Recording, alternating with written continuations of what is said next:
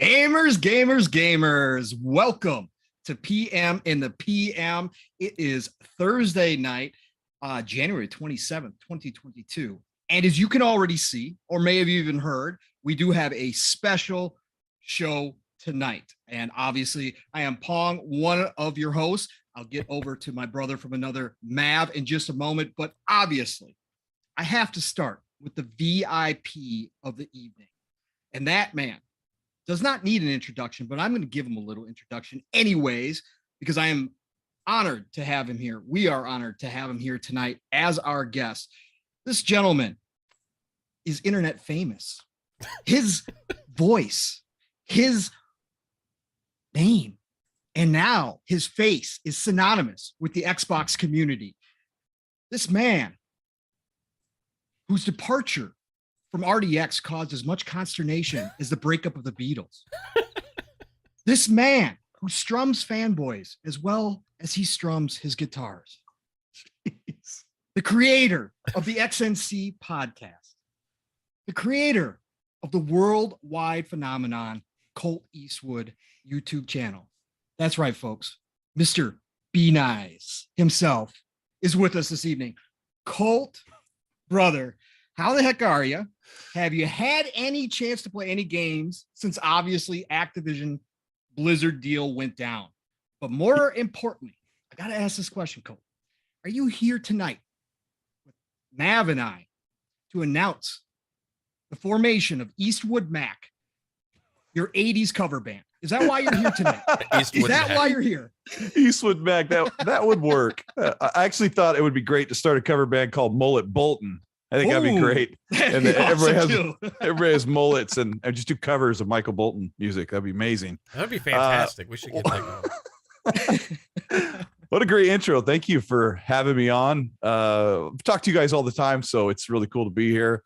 And yes, the Activision games. I think I'm taking mental note of all the questions so far. I was playing Crash Bandicoot 4 a little bit.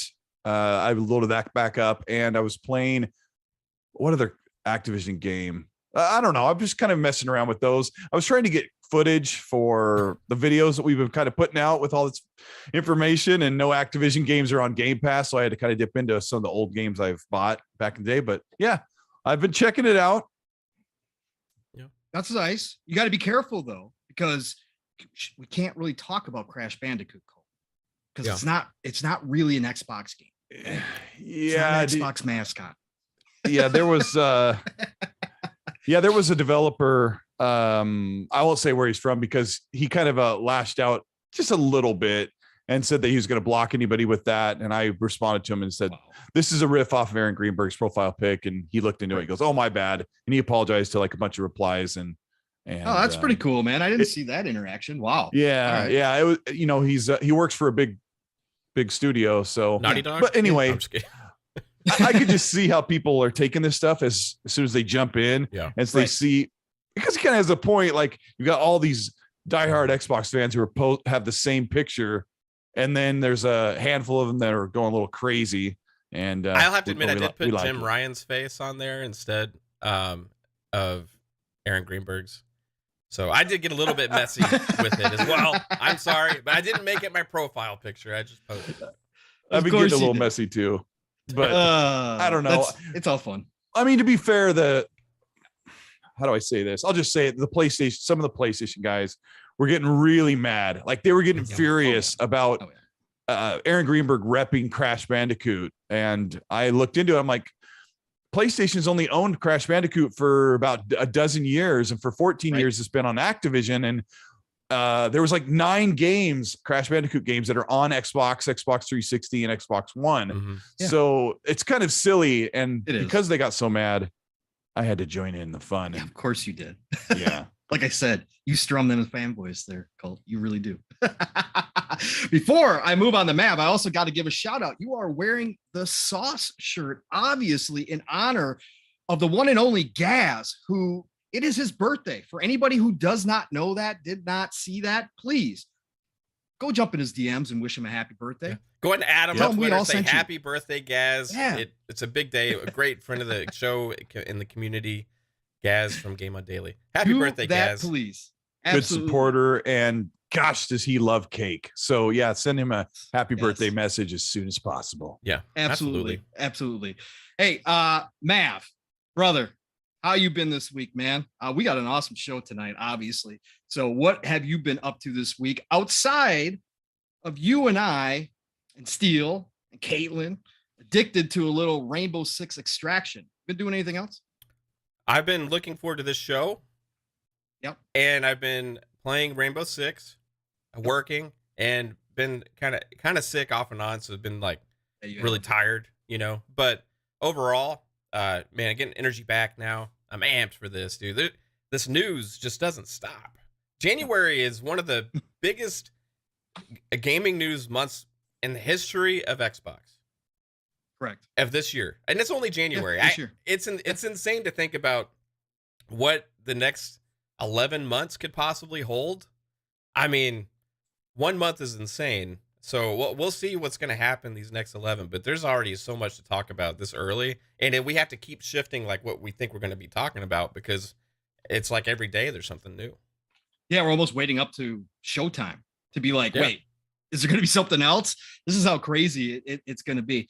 Hey, Cole, have you jumped into Rainbow Six Extraction at all? Have you tried it? Yeah. I've played a couple sessions of it.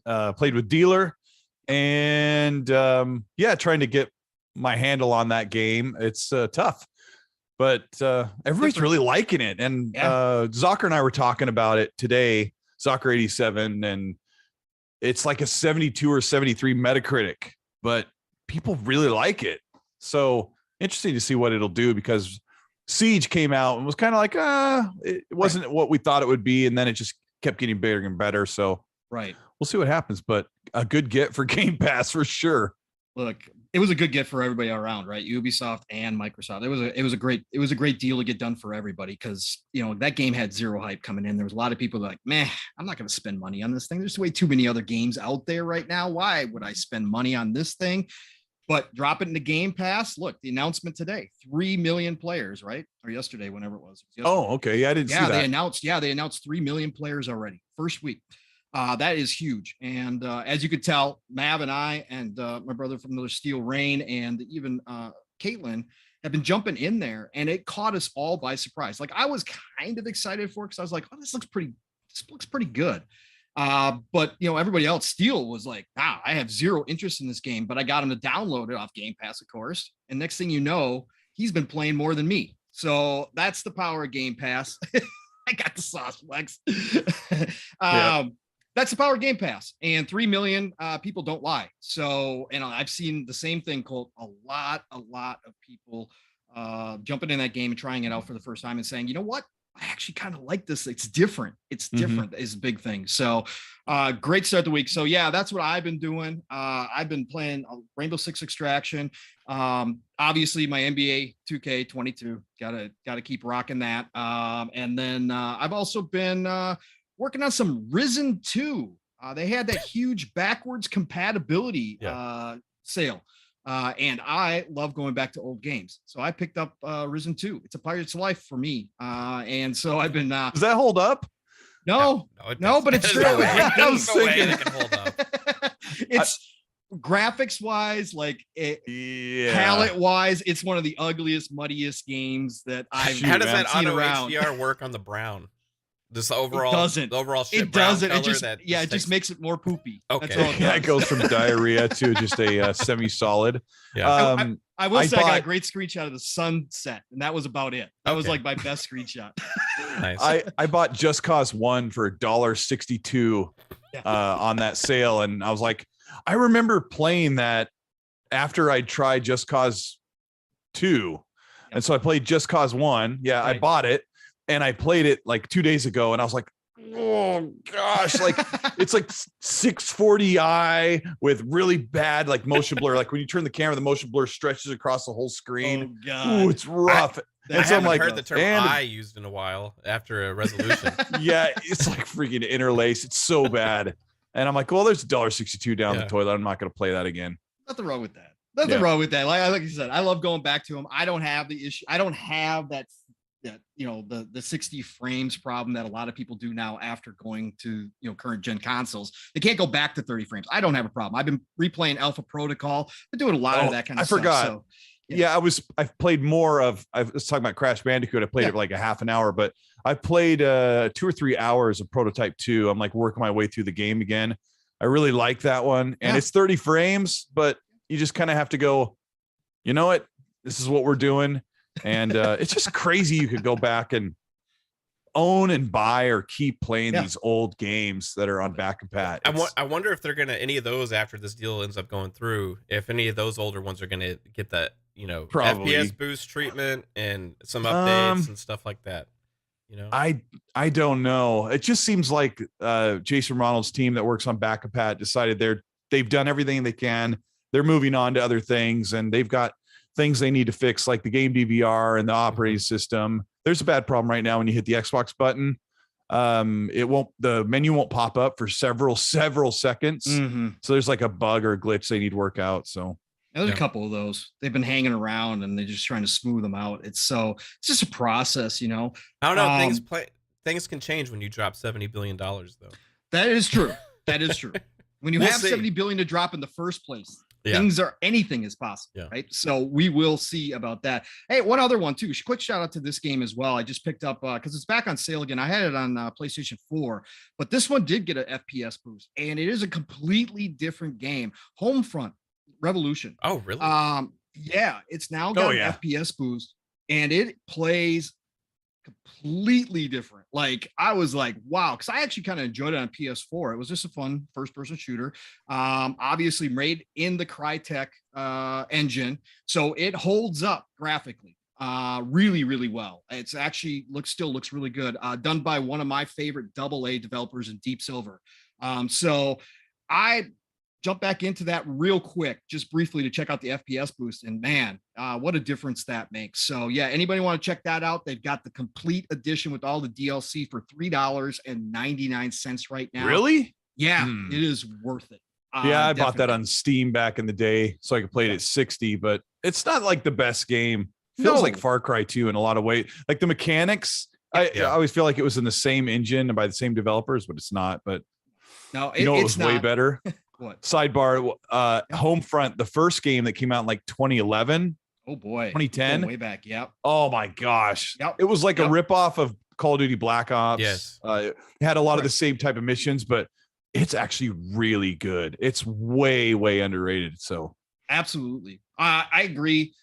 For Colt, you probably don't know, but I'm a grazer, right? So, and I love AA, I love single A games, but I play like a ton of games. I just don't finish a lot of games, so I'm all over the place. So, like, for me to go back to some of these AA games and stuff is like, it's like you just said, it's such a special thing to have that ability on your current console, to be able to have it on my 4K OLED, even if they don't look great. Just to know that I have that ability is just amazing.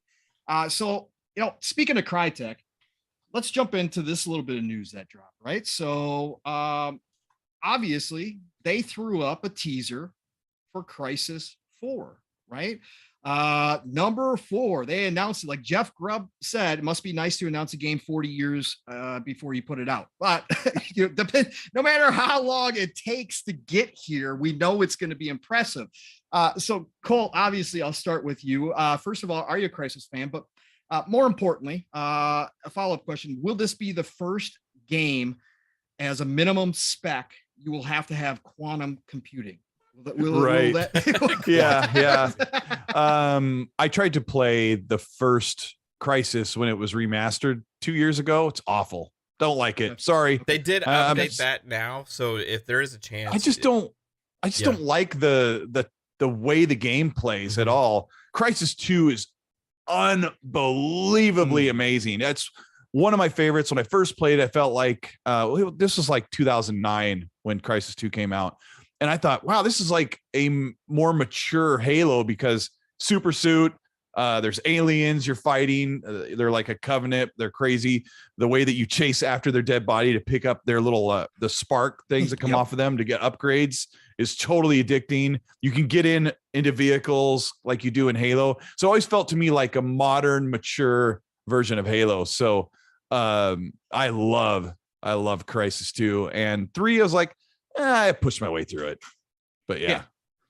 So no, I thought it was really cool. I thought the teaser was, it was what it was. It was a teaser, but everybody loves to hear about Crisis, right? And I can't wait to go back to saying, but does it run Crisis? I can't wait. Right. That's been gone too long right now.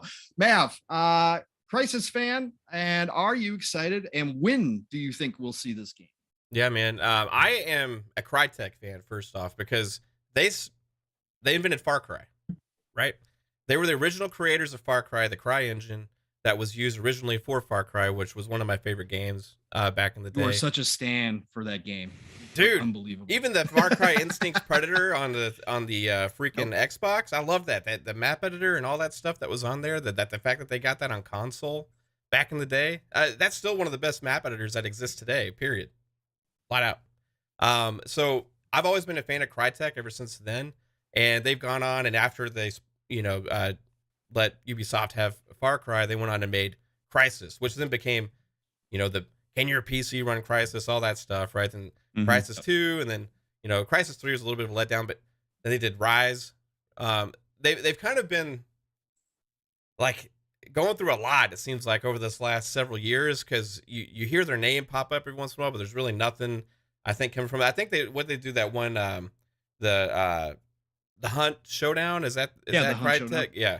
So that kind of launched a little rough, but it plays better now with the FPS, with the update to 60 frames and stuff. But I think this is like a chance for them to really find themselves again, because what they are is a great creator of engines, right? To me, right? They are like have great engineers, and they push the open world genre forward. Like, if you want to say, hey, I hate games adopting the Far Cry formula and this open world FPS gameplay, that's Crytek. Right. They pretty much invented that, right? So for them to go and have this new investment in this new era where like people are just investing so heavily in these games, and to have the ability to put so much into this new, I'm guessing it's going to be CryEngine 4, right? So gotta imagine. To have this, be the next step, it could really launch Crytek up to becoming one of the top tier developers again, and I'm looking forward to it. And maybe they'll do Rise Son of Rome 2 as well, which has been heavily rumored. Yeah. I want to get to a couple super chats real quick as well before. Absolutely, go ahead.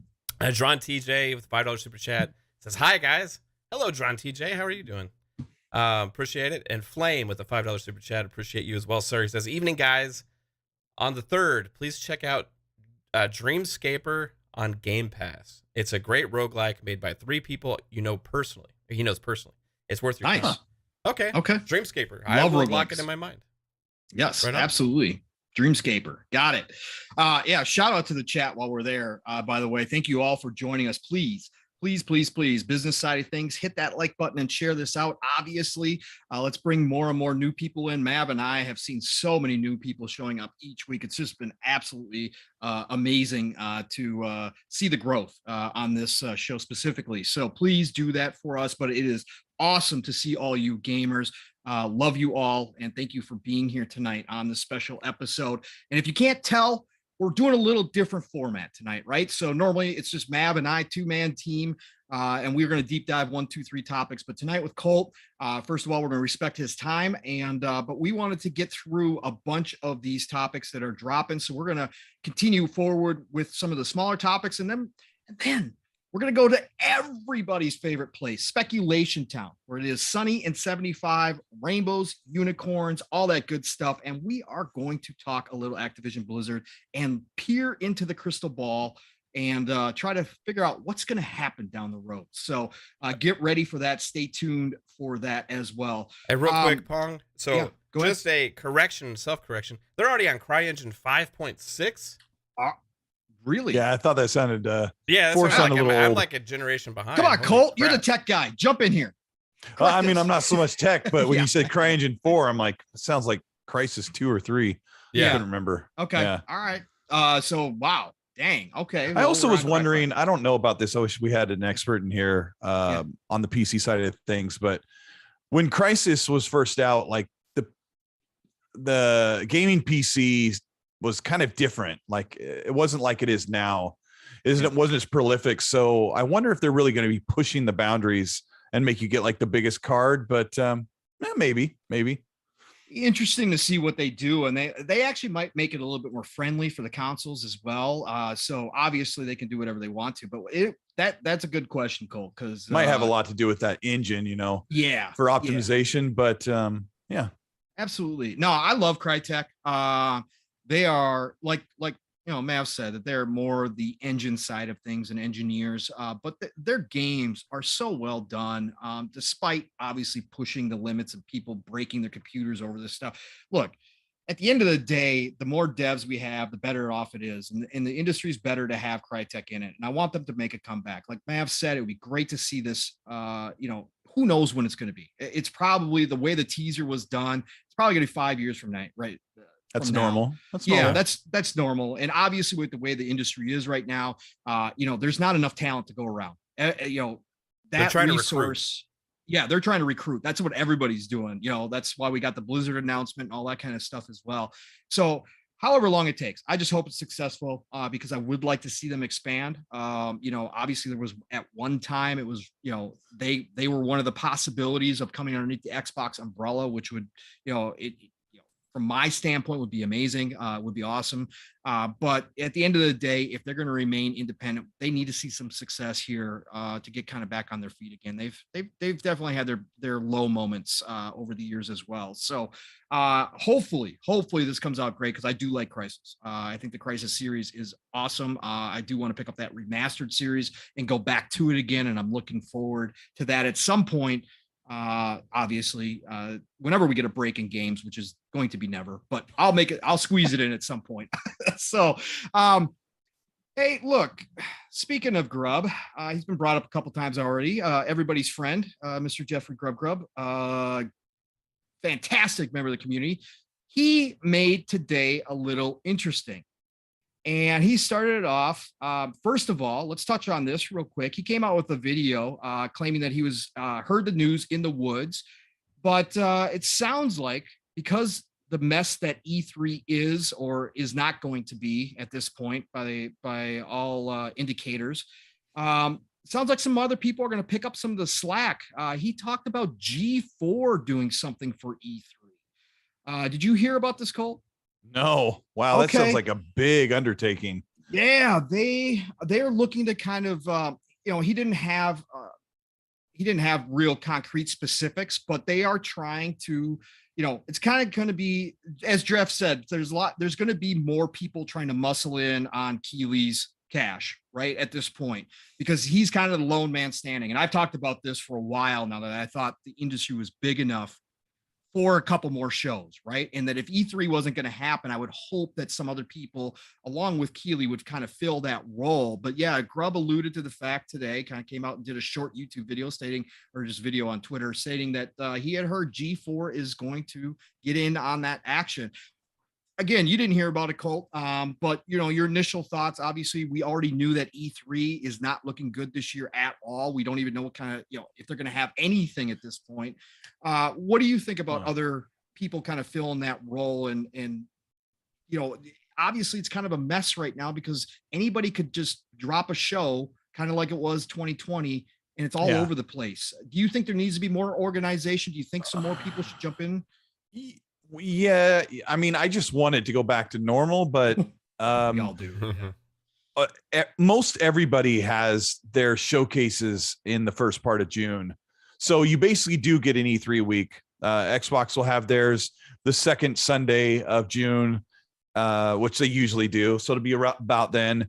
Ubisoft always has their big show around that week. There's all those that kind of fly in. You can't really keep track of them, so you don't need somebody to hold everything together, but I would like somebody to hold an event and host something physical, but everything just isn't quite ready for that yet. And I think the G4 team is, they're localized out of California. One of the problems with trying to do an in-person E3, which is, I don't know if that's what this is talking about, but one of the problems with localizing E3 in person is that California is very strict. I'm in Washington State, and we're just as strict. We're masks on in every store, every restaurant. So still, for almost 2 years straight. So that's not going to happen. But Jeff Keighley's got like the big December show, and we still see that great June or July presence from all the big publishers. So if G4 wants to get all them to come together and put everything all in the same week, then we can, as like fans or content creators, that will give us something to like focus in on and wait for and be ready for. That's important. Yeah, no, and I agree with you wholeheartedly. That's kind of been my point all along, is like, I understand, and I'll get to you here, Mav, because I know your opinion already, brother. Yeah. We've talked about this a lot. E3 is more than anything just kind of a name right now. It's not E3 of old. It hasn't been for a long time. My point has always been, you really can't put a price on, even under just a banner or just a name of E3, having those millions of people focused on a week or two of activities for this industry. You really can't, you can't overstate how much that actually means to have those moments where it's like Christmas for us gamers, right? And when the world is kind of watching and kind of everybody congregates together at that point. But go ahead, Mav. I know again, I kind of alluded to your opinion, but what do you think about this news? G4 kind of jumping into it, and overall, where are you at with this, and what they should do kind of to fill in the blanks? Yeah, first off, I would love if there was just one big massive in-person event like E3, right? That's everybody's what we all want. We all want to be able to go and hang out and see these games and have these big in-person shows where you have the crowd reacting. You know what I mean? It just makes for amazing moments, right? But without that, to me, digitally is where everything is, right? It's just a bunch of pre-taped shows that people put, and what E3 was last year was just a website that people went and kind of talked to each other behind the scenes a little bit, and not even that much. There was really no media there actually doing anything noteworthy or anything like that. There was none of the publishers really had anything for any of the media that was there. So as far as E3 being involved themselves, I don't know if it's necessary as long as it's a digital event, right? Because you're not gaining anything as a publisher by paying $100,000 for them to do what? Because you're doing all the work already. You're putting it up publicly on YouTube and streaming services and all this stuff. But I do see the value in it all being together in a short period of time, right? Right. So within a weekend or a week for everybody to celebrate gaming, that's the magic of what E3 has always been. It's been what we always called the Super Bowl of gaming. Everybody comes out and they bring their biggest hitters, right? Their biggest reveals, and they showcase everything all at once. And it's like, oh my God, what's happening at E3? It's crazy. And it draws mass media attention. It draws like mainstream media attention. Everybody pays attention to it. So that's the magic of it. But without that in-person event, you can still have the same thing, in my opinion, without it being called E3, but somebody's got to step up and put it together. Somebody's got to contact all these publishers and say, hey, we'd like to schedule you for this time because Ubisoft is going at this time, and then this company's going at this time. So if we can get everybody scheduled together, it'd be really nice.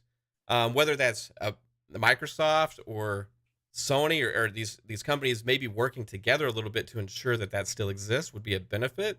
But needing an E3 to do it for them, I don't necessarily see the value in that anymore without the convention, right? So that's kind of where I'm at on it. I just hope that it is all within a short period of time, and you can blame some of this on PlayStation and EA and some of these other companies for kind of stepping away and doing their own events, right? Separated by months. I'm not trying to say it's just their fault, but last year we had an E3. Yeah, we did. Ubisoft barely made a presence. They had a few games, but their show was very lackluster. You had Devolver Digital was pretty good. Xbox was E3 last year, right? Without Xbox, would we even remember that there was an E3 last year at all? I mean, Gearbox had Randy Pitchford just walking around talking to movie stars. Right? Like what was that?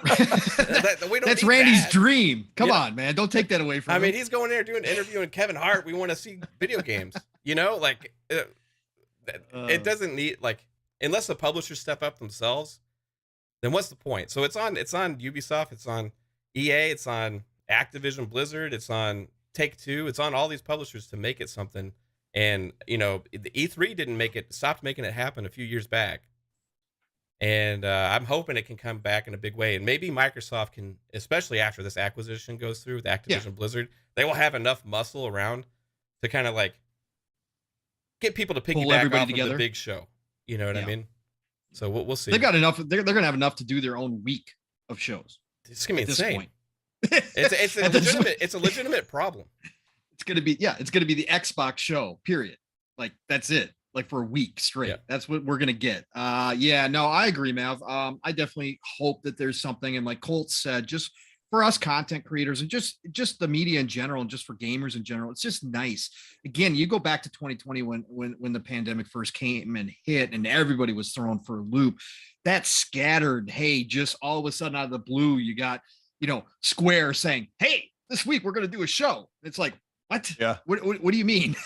that was terrible. Yeah. That was just awful. There was no hype. It was good for YouTube channels because there was always content. Sure.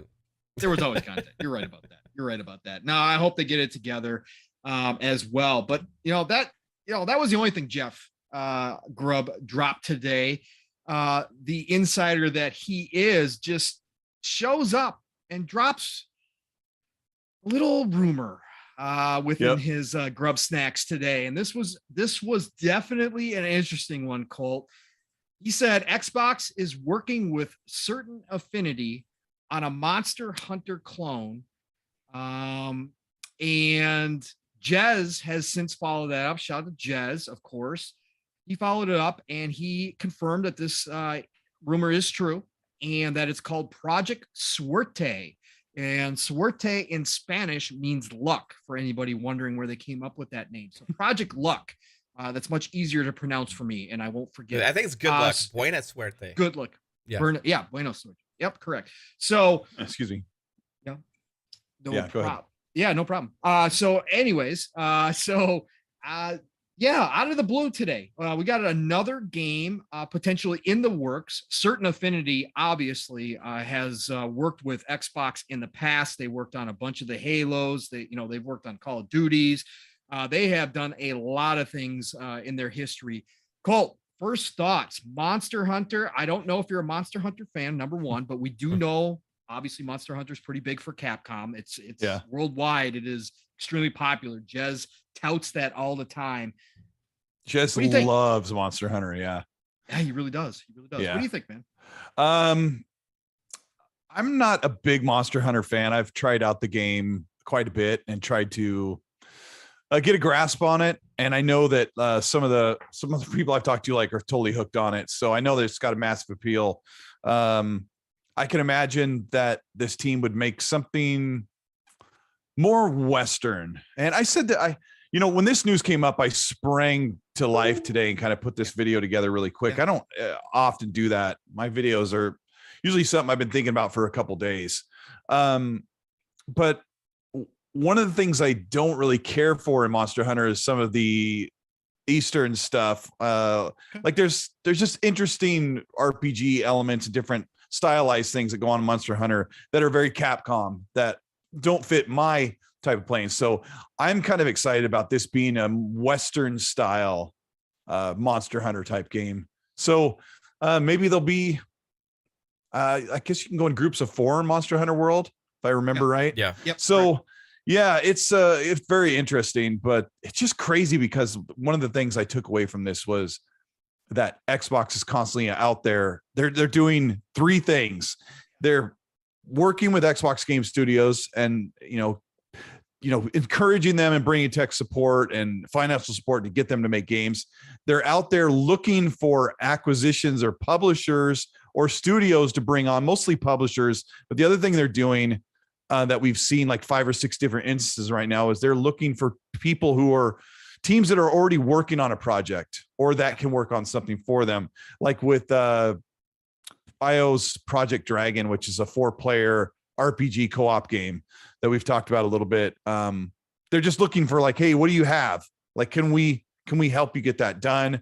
and bring that to the Xbox platform. But this is something where they're actually, because people get mad, like Microsoft's going to ruin gaming. They're going to go out and tell them what to make. And this is an instance of the very rare instance where Xbox says, look, we need something kind of like Monster Hunter that can capture that type of audience, something really special for an exclusive. Would you guys be willing to make something like this? And they said yes. Allegedly. Yeah. Allegedly. Nothing official yet. But we do know, Mav, that obviously Certain Affinity had announced last year that they were working on a new IP and that they were excited about it. And they obviously didn't say, hey, we're working with Xbox at that time or whatever the case may be. But that was also thrown in there. But Mav, like Colt said, they're doing these kind of 3 different things to bring this content to us, right? And when you look at it, this one was specific. Grub had gone on to say, look, they're out there looking. They're not going to force their first-party devs, their first-party teams into making something they don't want to make. So, if none of their first-party teams want to make a Monster Hunter, they're like, fine, no big deal. You guys keep doing your thing. We'll just go find somebody else to do it. And obviously, they went to somebody that they've partnered with a lot, right? They've got a history. Again, they've done this many, many times too. They've got a history with Certain Affinity. And they went to them and said, hey, we're interested in this type of game. Obviously, we want more multiplayer experiences for Game Pass. Are you guys down? And like Colt said, they said, yeah. And now we've got this rumor of this game. So Mav, Monster Hunter, where are you at with it?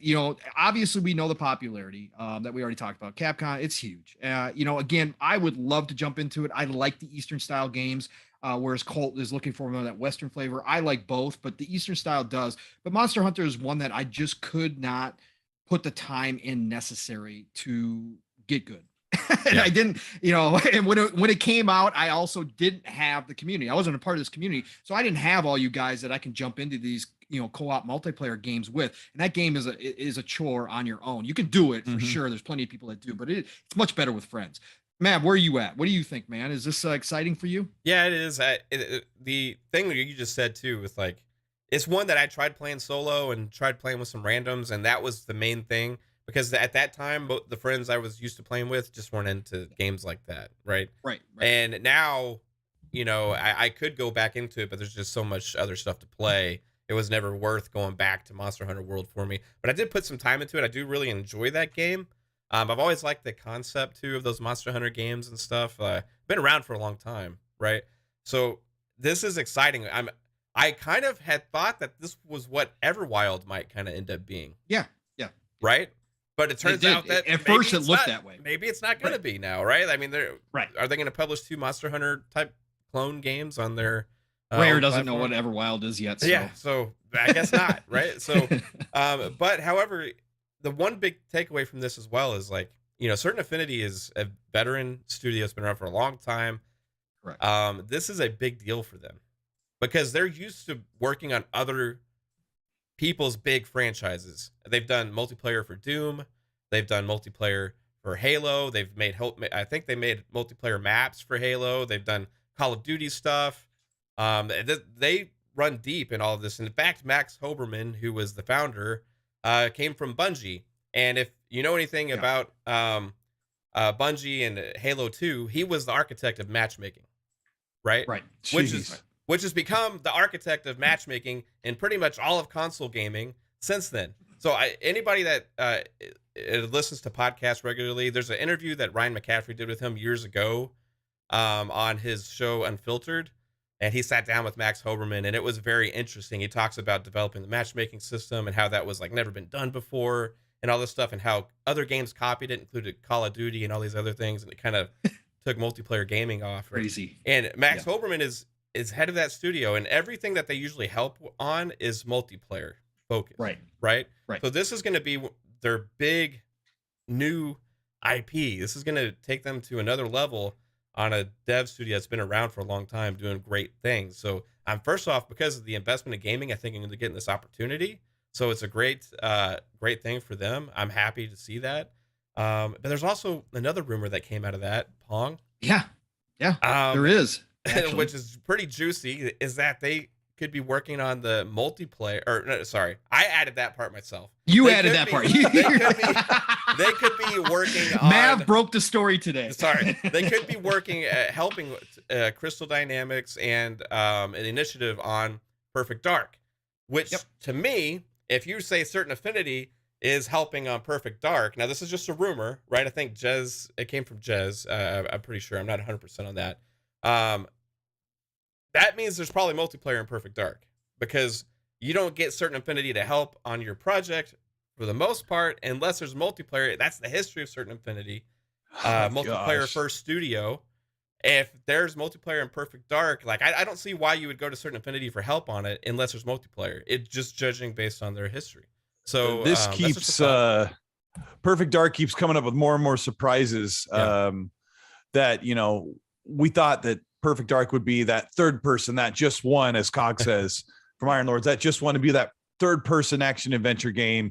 We thought it'd be that new IP. It ends up being a re-emerging IP from Rare. And then we find out that it's a first person mostly. I'm going to stick with, it will be just like Deus Ex Mankind Divided and Human Revolution, where it goes into third person into cover, just like the old games did. I think that'll look really cool. The other surprise is that Crystal Dynamics is coming in to help the initiative. The initiative is supposed to be the big AAA studio that Xbox built. Quadruple A cult. But quadruple A, but we're learning that it's really 50 people that are there to work with contractors and get games built, concept, get something ready, get contractors on it, and just crank them out. You add Crystal Dynamics and Certain Affinity, it's quintuple A now. You know what I mean? Oh, right. Yeah. You just start adding them together. And you solve for X. Yeah, that'll work. That'll work. And don't forget, they also said that there's potentially a crossbow in Perfect Dark. So we already know one of the weapons. There you go. Jeez, where'd you hear that? That was also that same rumor. Same rumor that one of her weapons is going to be a crossbow. Yeah, I'm really going to stick by that Perfect Dark will be a first person shooter mostly, but will go to third person when you get into cover. And I really hope it is, because it's supposed to have Mirror's Edge like movement, so you can mantle and slide and move quickly, but it also has a SWAT Perfect Dark Zero type aesthetic. It's supposed to be like you're playing the game from like a they want kind of a GoPro type look. So maybe it's gonna have a nice wide view, and there's a lot of camera movement, so it's very dynamic. And I know some people may try to dismiss what Perfect Dark could be, but you have to remember it's Daryl Gallagher.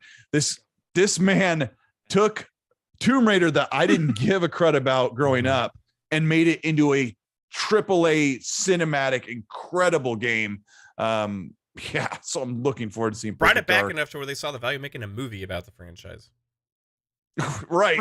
that wasn't in the cards before, a new one, rebooting the movie. There was obviously the old Angelina Jolie ones, but it made it relevant again. You know what I mean? Yeah. Not to Square though. Square still doesn't think it sold well. No. So. Well, that's why they are leasing. I mean, can you imagine being a publisher and leading like one of your biggest, best development studios to another publisher? Like in this day and age now, when like with all this IP and all these games getting kickstarted, it's like, here's one of our biggest, best development studios. Sure, go ahead and make your game. Yeah, there's something to that. This runs deeper, I think, than just a deal.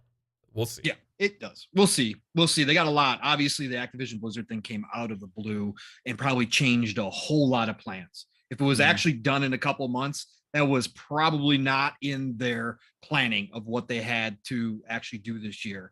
And you kind of just scrap, right? You kind of rip up those plans and burn them and say, yeah, this is kind of a once in a lifetime opportunity here. So we got to go ahead and take it. We'll put those things off to the side for right now and come back to them after this thing gets closed, because that's the main focal point right now, for sure. But yeah, no, I think, just kind of go back to the Certain Affinity stuff. I love to see this happening. And I think we'll talk about this a little bit when we get into Activision Blizzard and kind of looking down the future. But right now, for me, the most exciting thing is that it feels like Xbox is now that they have this position of power, right? That they've kind of dug themselves out of that hole from last gen. And now they're really, really moving up that mountain, that they are looking. We already knew, right? With Game Pass, you have to have a diversity of content. You have to have everything in there to keep people interested and to bring new people in, no matter what they like to that service. That's one of the keys to a subscription service. You have to have that diversity. But really, to me right now, and there's a couple more moves that they'll make, I believe, after the Activision Blizzard deal closes to kind of solidify this, and we'll wait and see. But I really think right now what they're looking at is they're really insulating themselves. And Colt, you could speak on this real quick if you got any thoughts on this, but I feel like they're really insulating themselves from the rest of the industry. So they don't have to depend on third-party deals so much.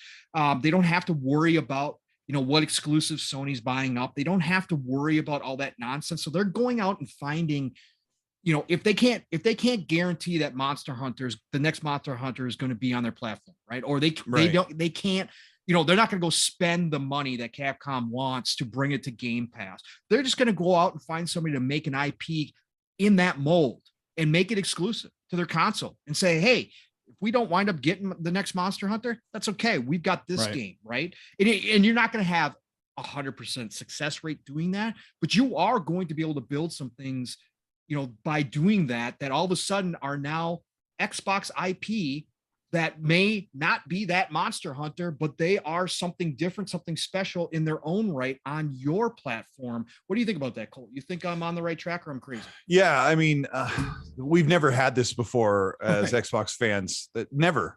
So one of the main drivers for this is Game Pass. So like we're getting like a product of the benefits of being Game Pass subscribers, or even if you're not a Game Pass subscriber, if you never want Game Pass is one of the reasons why you're getting so many games. And I don't know, they're going to make so much money because they're going to have so many. That's crazy. There will never be a slow season again on the Xbox platform. One of the exceptions is there is a bit of a slowdown in the spring because Stalker is being delayed until the end of the year. Right. But we still don't know what third-party gets are coming to Game Pass. Like they could be a game that's not that old. It could be a day and date game from a third-party studio. We don't know yet. And I'm hoping right now Xbox is looking at this spring saying, we got a little bit of a gap here that's out of our control because Stalker needs to be delayed. What can we do to fix it? So yeah, I think they're doing the right thing because you can buy all these studios. Like everyone's afraid that Xbox is going to buy every publisher. They're not going to. They got Activision for a reason, and they're looking for these other deals to strike because that's why you hire Crystal Dynamics. If they're not going to buy them, they can pay them for 4 or 5 years while they build the game or however long it takes at this point, the next 2 or 3 years. And then when they're done, they can say, thank you, Crystal Dynamics. You were great. There's your last paycheck. We'll call you when we have something new instead of bringing on a burden of overhead and all those things like that. Yeah. So they're in a really good spot. It's just crazy to see them spin this way. It's funny some people because as far as a lot of the criticisms that I've been hearing with the Activision Blizzard deal, right? And with the things people were against, but like, Xbox doesn't create new IP. They don't create new things. They don't foster new ideas. They only stick to their old IPs and stuff. And it's like ignorant to the fact of all the new IP we've already had announced this generation. Like you can just go down a list. I mean, there's like a Grounded came out. You had Outer Worlds is now, it's like going to be a second game, but that's a relatively new IP as well. Then you have freaking this Blizzard game that's going to be probably Xbox exclusive. You have a certain Affinity game. You have freaking there's just like there's literally so much, right? And that's on a Starfield, right? You have Obsidian making another new IP. You have Compulsion with a new IP. You have In Exile working on something we don't know. You have Redfall. Then you already have Deathloop and Ghostwire Tokyo that are new IPs that have already been in the works as well. Double Fine is now working on a new IP. Like all of these things, you add it up, it's like insane the amount of new IP that's being created. We're gonna have so much new stuff, and then also the reinvestment to bring old IP back that's been dormant. Right. Correct. So it's like the best of both worlds. It's insane, dude. It doesn't. The arguments don't make sense. And the best part about it, Mav and Colt, is like they tried that with the Xbox One, right? We got new IP, but they had to push that stuff out a lot of times before it was ready, right? Take a look at Recore. Recore had a great opportunity. There's at the base level, Recore is a good game. There was something there, right? But they had to push it out the door. This time, with the position that they're in, with all that they've acquired, with all that they have in the works, they don't have to force anything out the door. They can let these devs do what they do best and make sure these games come out with that polish that obviously Sony is well known for, and not force it. They don't have to anymore. And that's the best part, that this new IP will have a chance to actually flourish instead of being pushed out half baked and everybody going, this don't taste so good. Yeah. I forgot about Contraband. This could have been Border. Project Dragon. Yeah, Contraband. Well. Yeah, Project There's Dragon. a whole bunch of them. I can't even keep up with them. I tried to do this video about the Activision Blizzard acquisition and what could possibly come out of the franchises, and I wanted to talk about ZeniMax and Bethesda and these global publishing games, and I wrote up the script and I recorded. I'm like, I missed this and this and this, and I went back and cut in 2 minutes worth of games, and I'm like, I still didn't even get half of the games that are. It's nuts. They've. I think when Pong was talking about getting the games out the door, the old leadership on Xbox used to say, we need something for fiscal, fiscal year or quarter 3, like, and I think they would just say, just do it, just release it. And when Phil came in, I think he had to deal with kind of a mess because Platinum was asking for another year and they were asking for more money. And Phil went and looked at that and goes, no, we've been paying you for 4 years. You're not even close. You want another year. And he probably knew they wanted more than another year, which is more money, not just the time when you're working with a third party studio. And Phil's like, no, you're done. Go. You release 6 games for PlayStation while you're working on Scalebound. We're done with you. And they don't do that anymore. Now it seems like just work on the game until it's done. Psychonauts took a little longer than it was supposed to because they just kept working until it was just right. And we get such a better product. And I feel like what's so great about like Sean Layden and the leadership that was at PlayStation, and it's still there, where they say, just get it right. It's got to have this PlayStation stamp of approval. And now Xbox is we already saw last year, 2021 was like full of the Xbox stamp of approval. Right.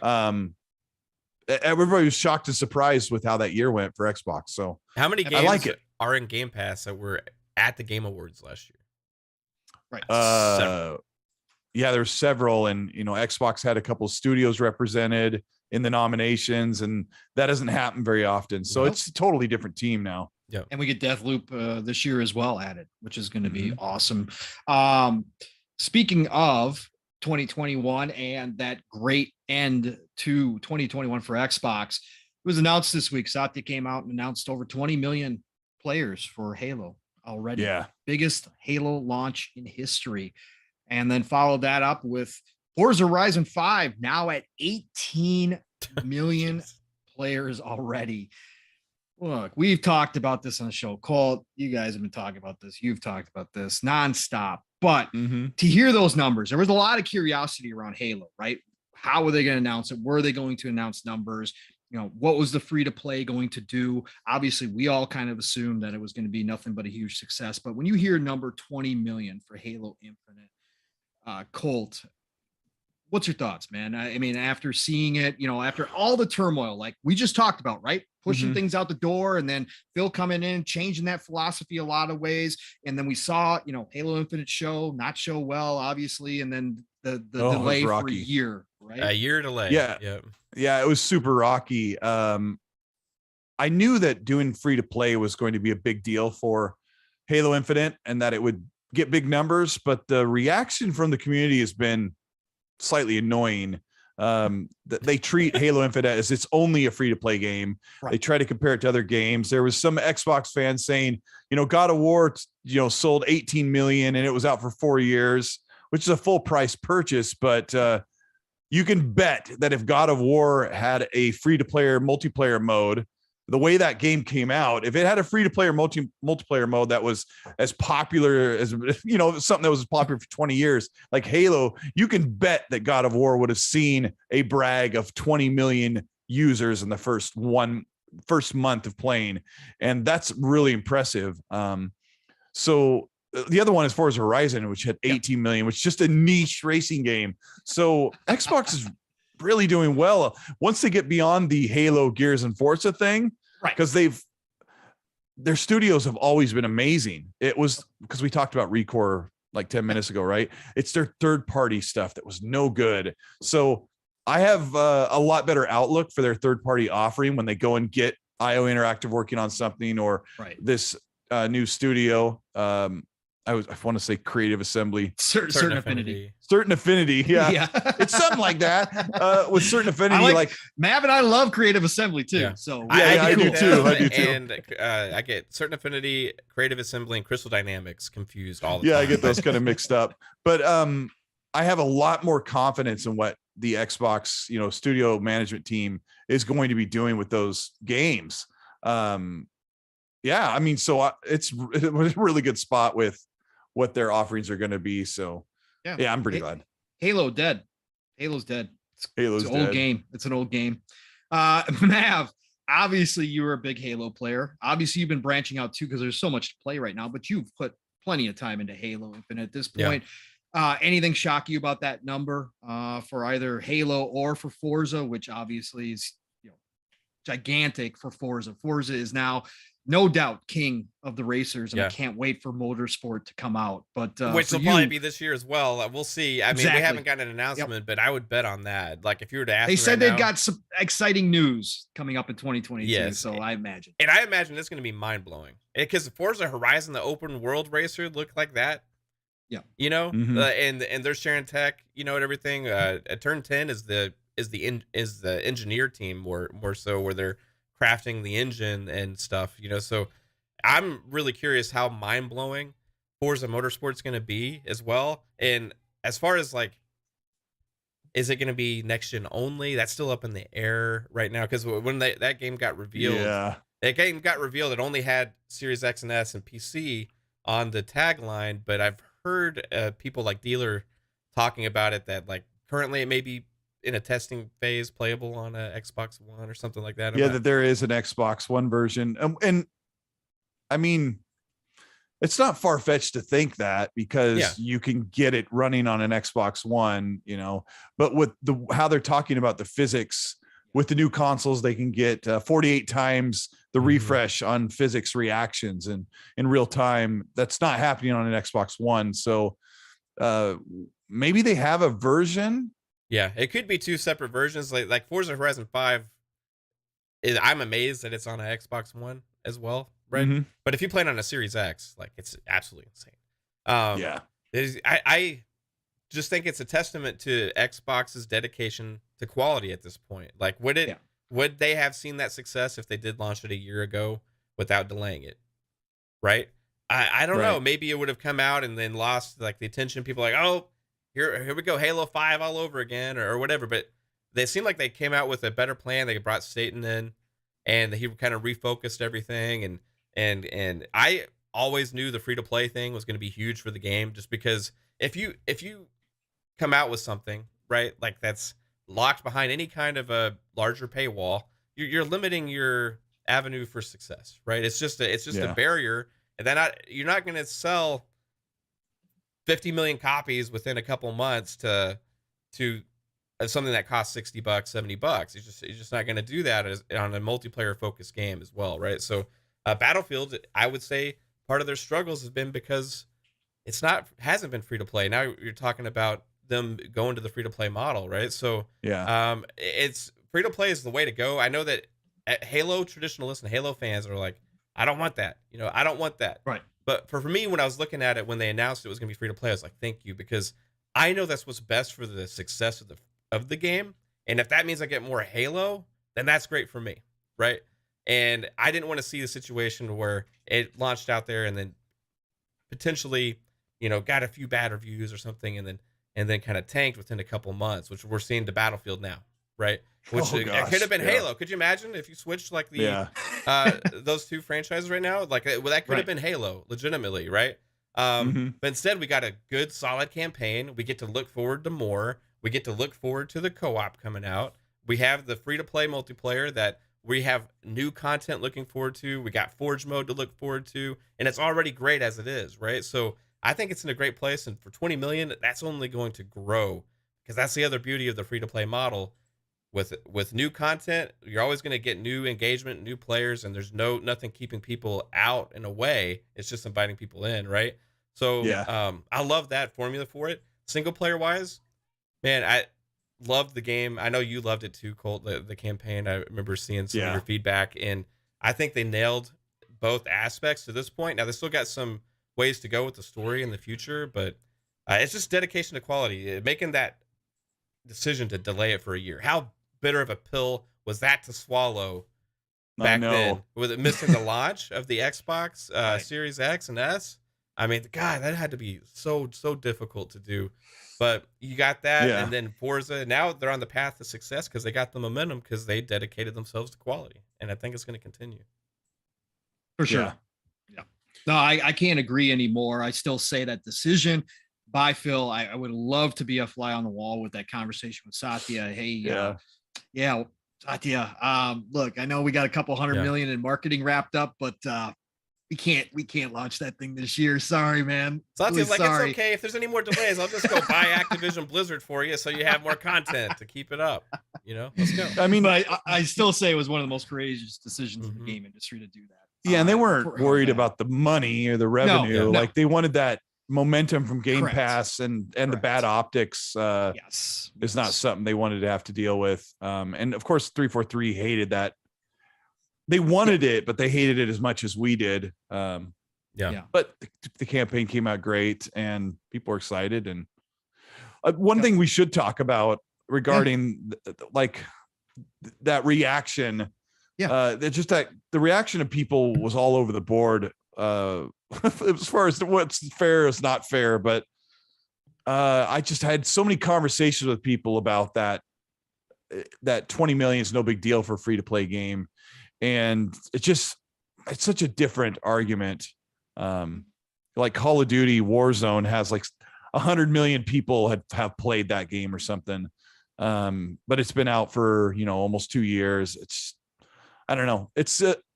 I just want to remind people that it's an archaic way to look at games, to only look at a sales figure, because right now Halo Infinite was one of the biggest games that came out in 2021. Whether you want to agree with me or not, it was one of the biggest releases.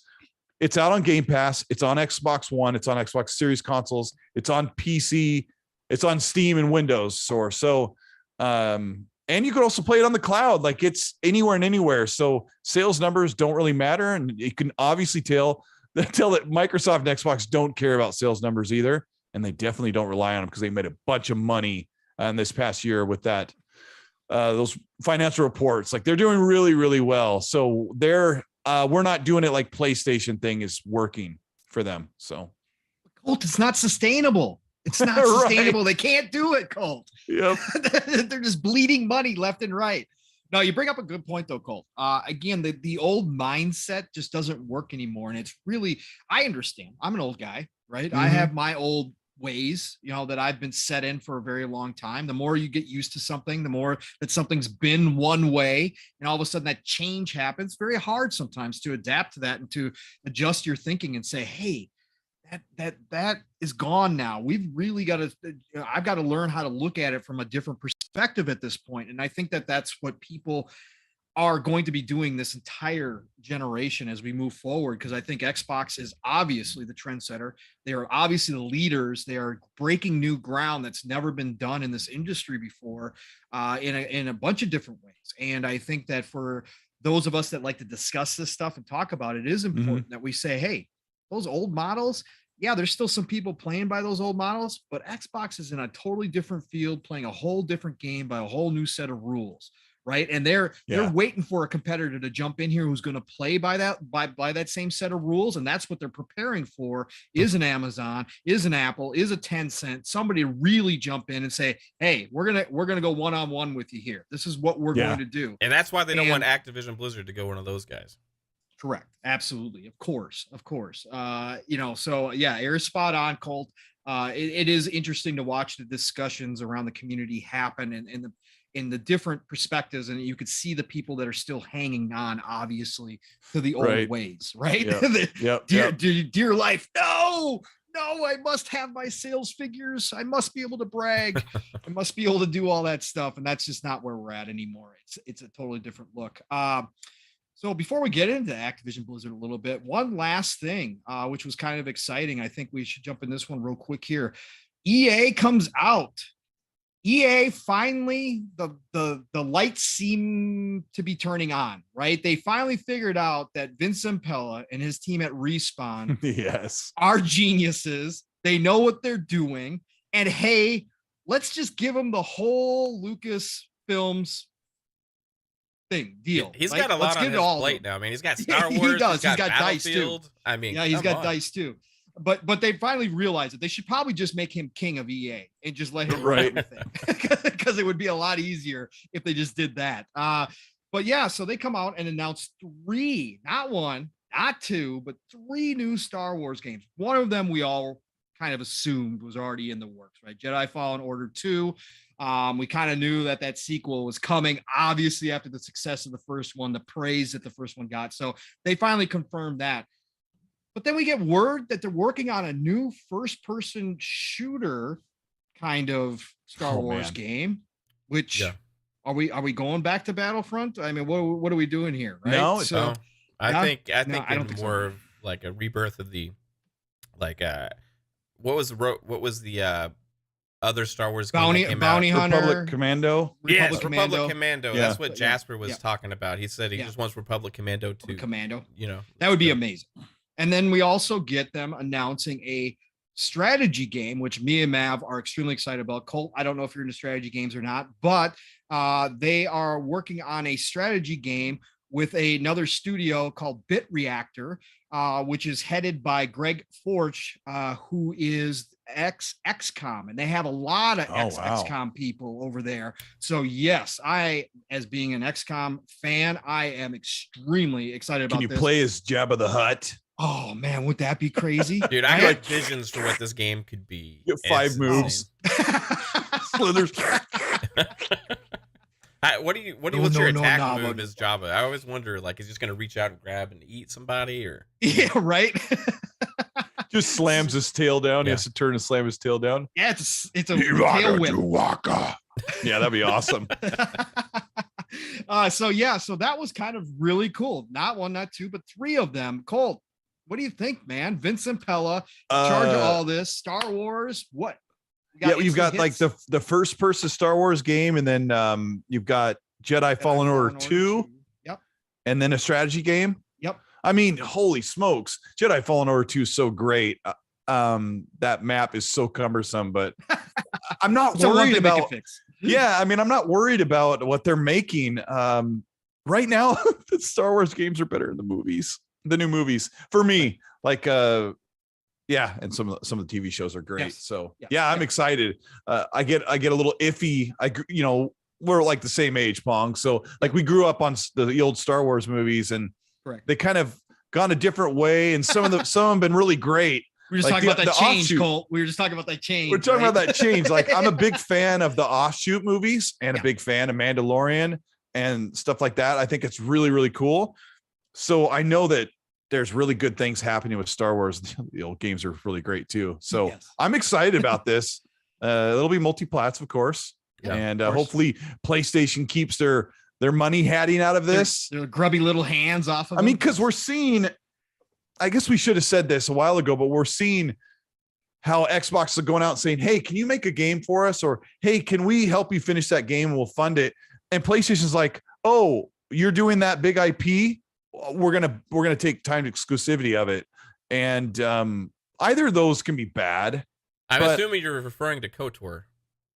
Of course. So like you have this whole organic growth argument where Sony organically grows. They make smoothies for all their studio heads, and everyone they hire has come right out of college and has never seen anything but a PlayStation logo. It's like, No, they don't. Like every half of PlayStation Studios have been bought. The other half have been built. Everybody at all those PlayStation Studios has come from other big teams. Some of them come from Xbox. Some of them come from Nintendo. Some of them come from Zynga. So like, it's just ridiculous, this organic growth and cultivating thing. It drives me crazy.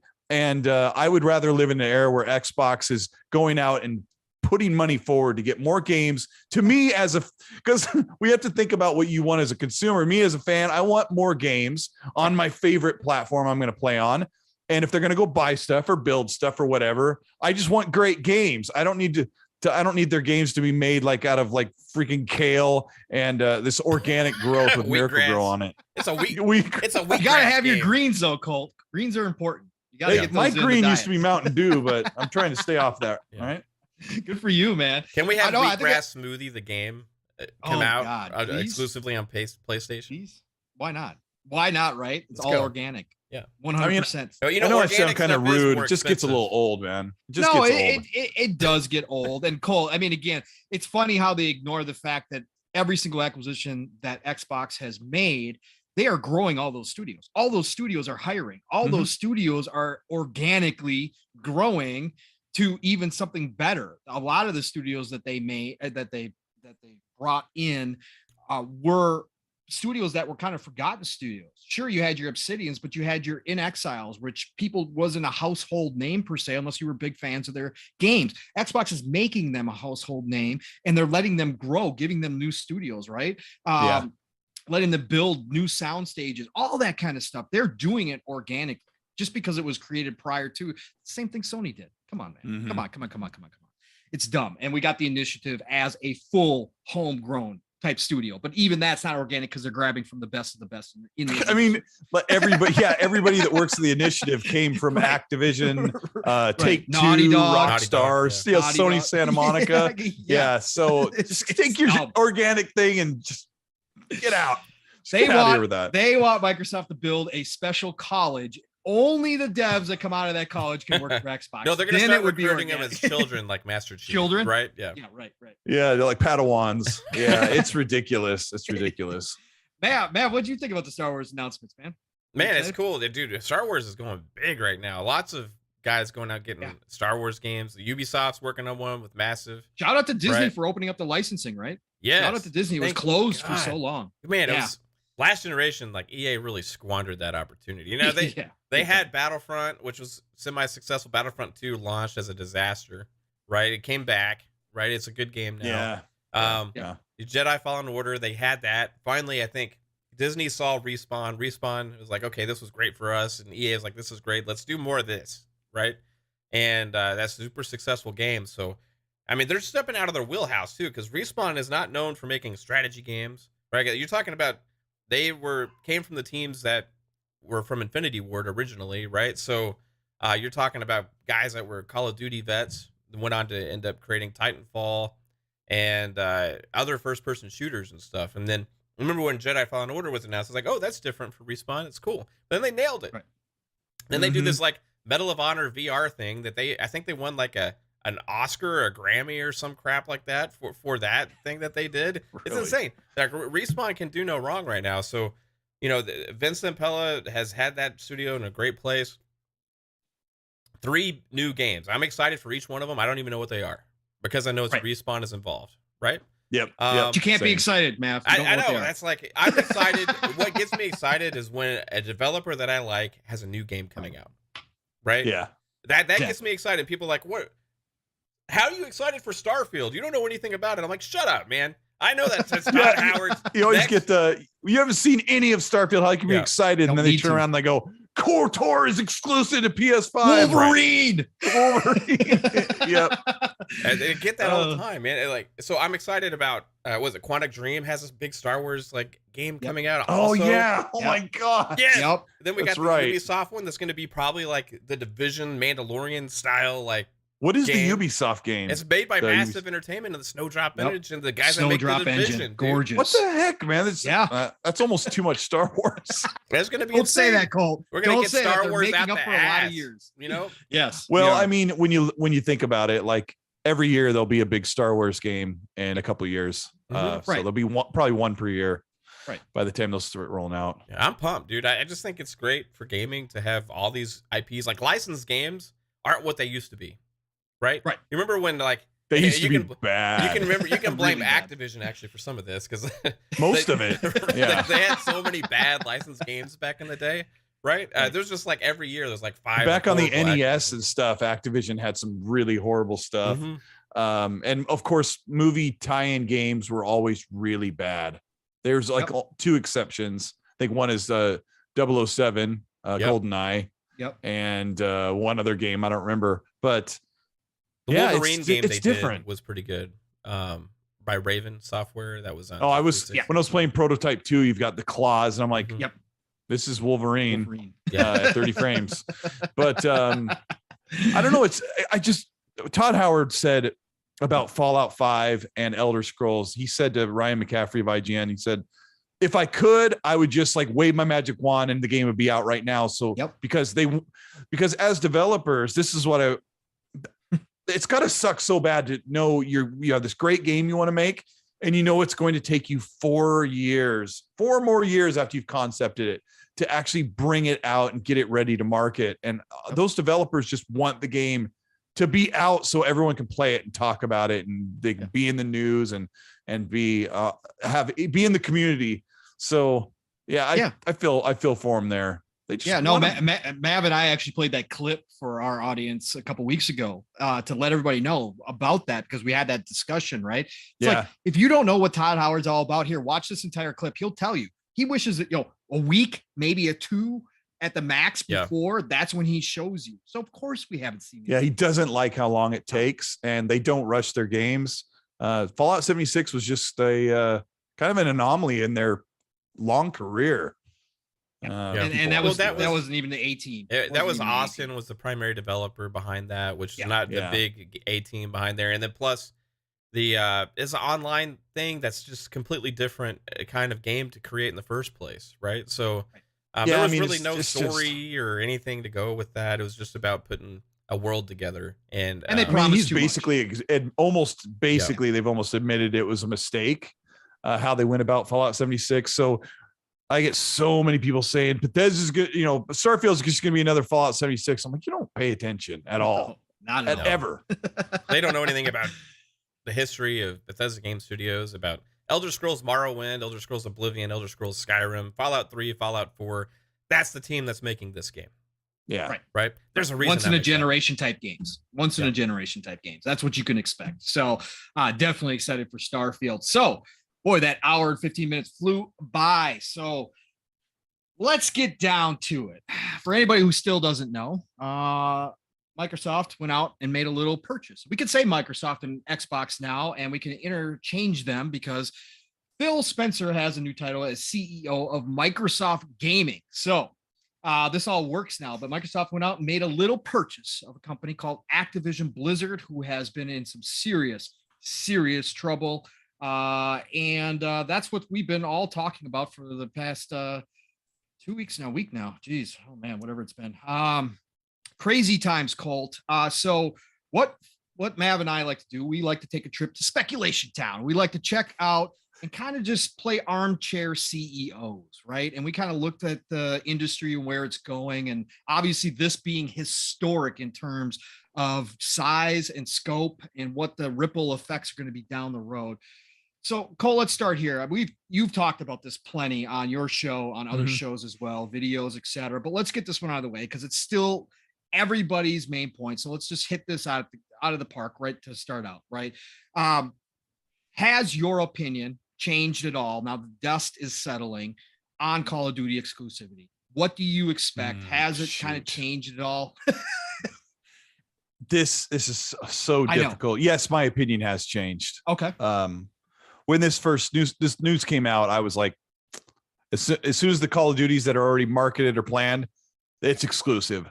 Yep. I'm mostly still there, but I had Hoglaw and Brad Sams on my show last week. Yes, you did. Great show. Yeah. Great show, by the way. They made such good points, like undeniable points in their personal opinions or their professional opinion of why Xbox will keep it multi-plat. So, but in the same breath, they've also said that this Warzone and the Warzone the new Warzone, Warzone 2 could keep it multi-plat, and then it's just so weird because it's not legalese that Phil said in his tweet. It's PR talk. You know, it was kind of a warm publicity stunt.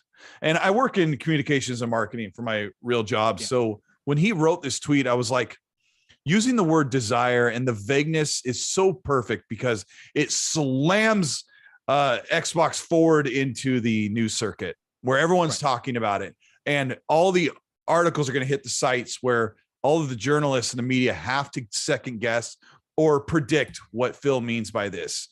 And so it's really tough for me to say about the exclusivity, but in the end, they don't have to give PlayStation Call of Duty just to get approval from the committee and the antitrust and the regulatory committee.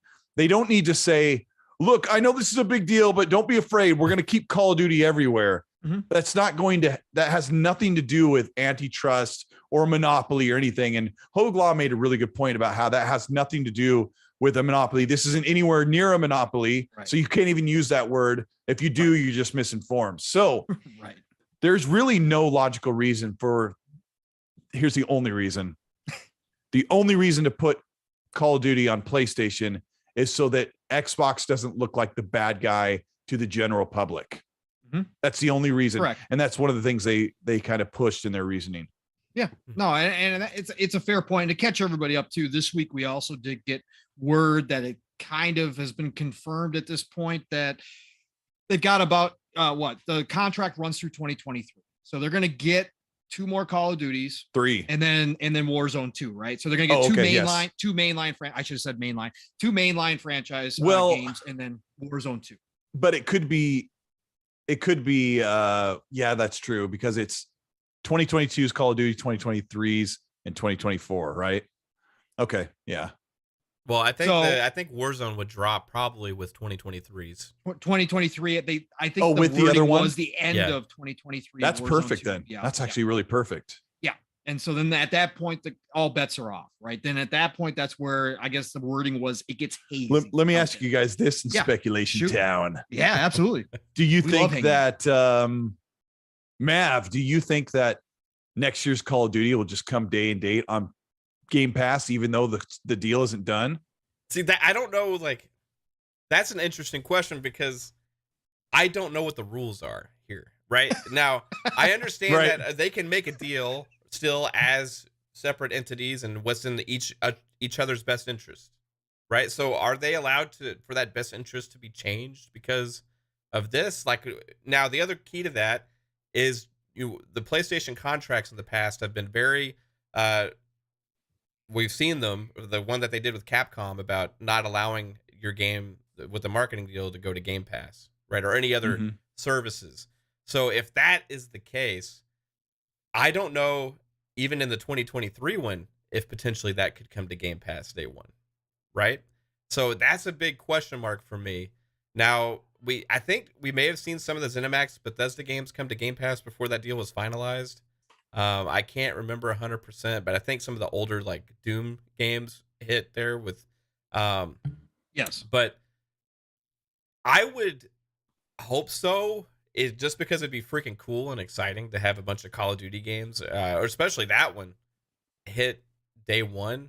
But man, I think the contracts are probably going to be the sticking point here. But after that, I don't know, man. It's like, after 2023, I keep going back and forth as well because, I think you can make a case for both, right? Let me ask Pong a question then. Yeah, shoot. On your guys' show.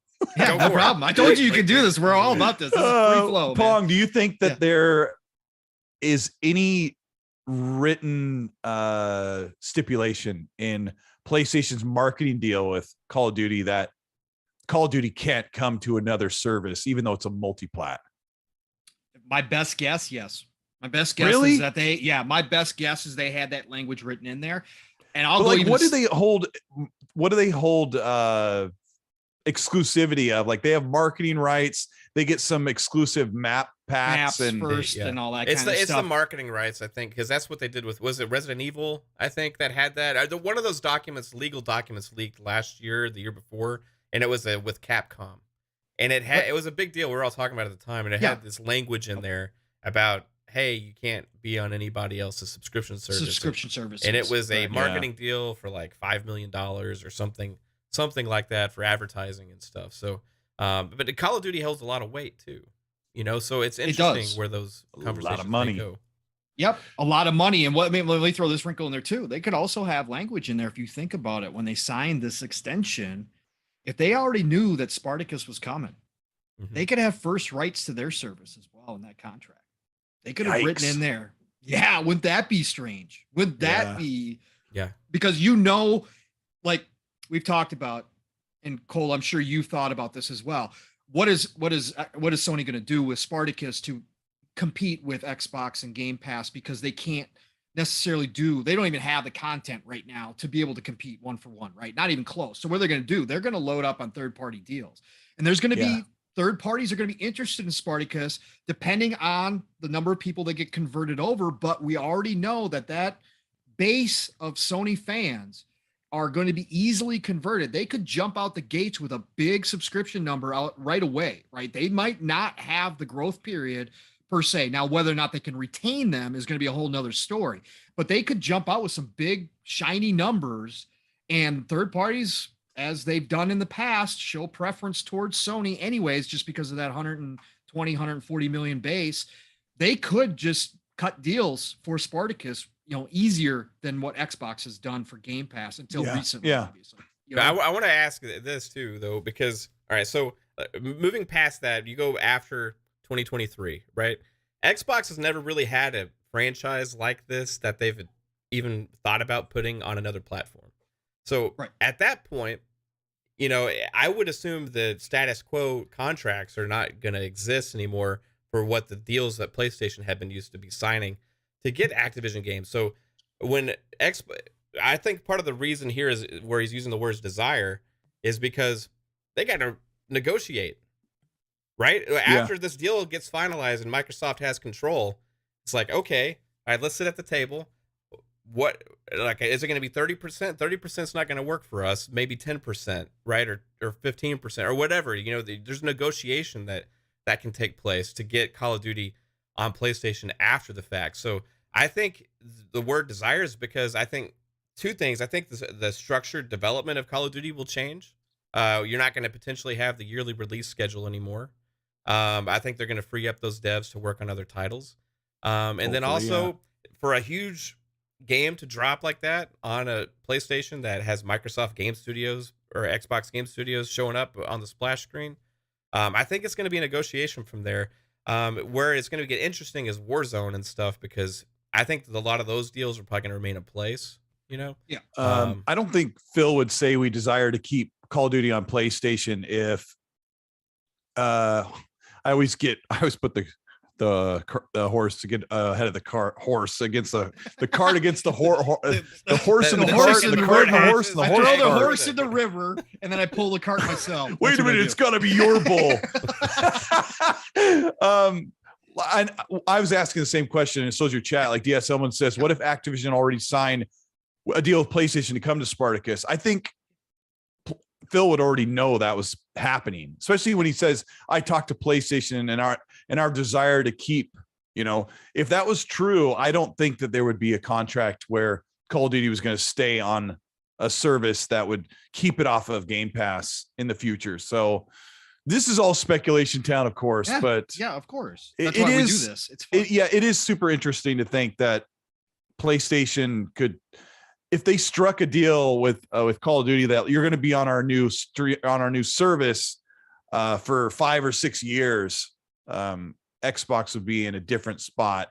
I think Phil would be saying something different besides, hey, I talked to them, I calmed them down, they're freaking out. We had the same conversation when we bought Minecraft. They were scared because Minecraft and Call of Duty are the majority of their revenue every year. So I patted Jim Ryan on the back of the shoulder. And I Jim said, it's likes gonna be that. It's okay, gonna buddy. He likes it right behind the ears. Cole. He's like, he likes it Jim right Ryan's behind the ears. He's like, it's gonna be okay. Cole, But, Cole, if you were Phil, though, let me ask you that: if you were Phil, would you be cutthroat? Would you be like done? No. Or would you No. look at it? No. No, I wouldn't. It's really important when I said that Microsoft doesn't want to look like the bad guy, because they're not spending a lot of their money. They're spending a good chunk of it. Like, they could get real big and big spending, get real, like, cast a shadow over if they wanted to, but they don't want to. They want to have something manageable that they can work with. And even Activision Blizzard is a purchase that's manageable for them. So Brad Sam said it really well on my show on Monday, that it's really important for them to not look like they're the big bad gigantic wallet.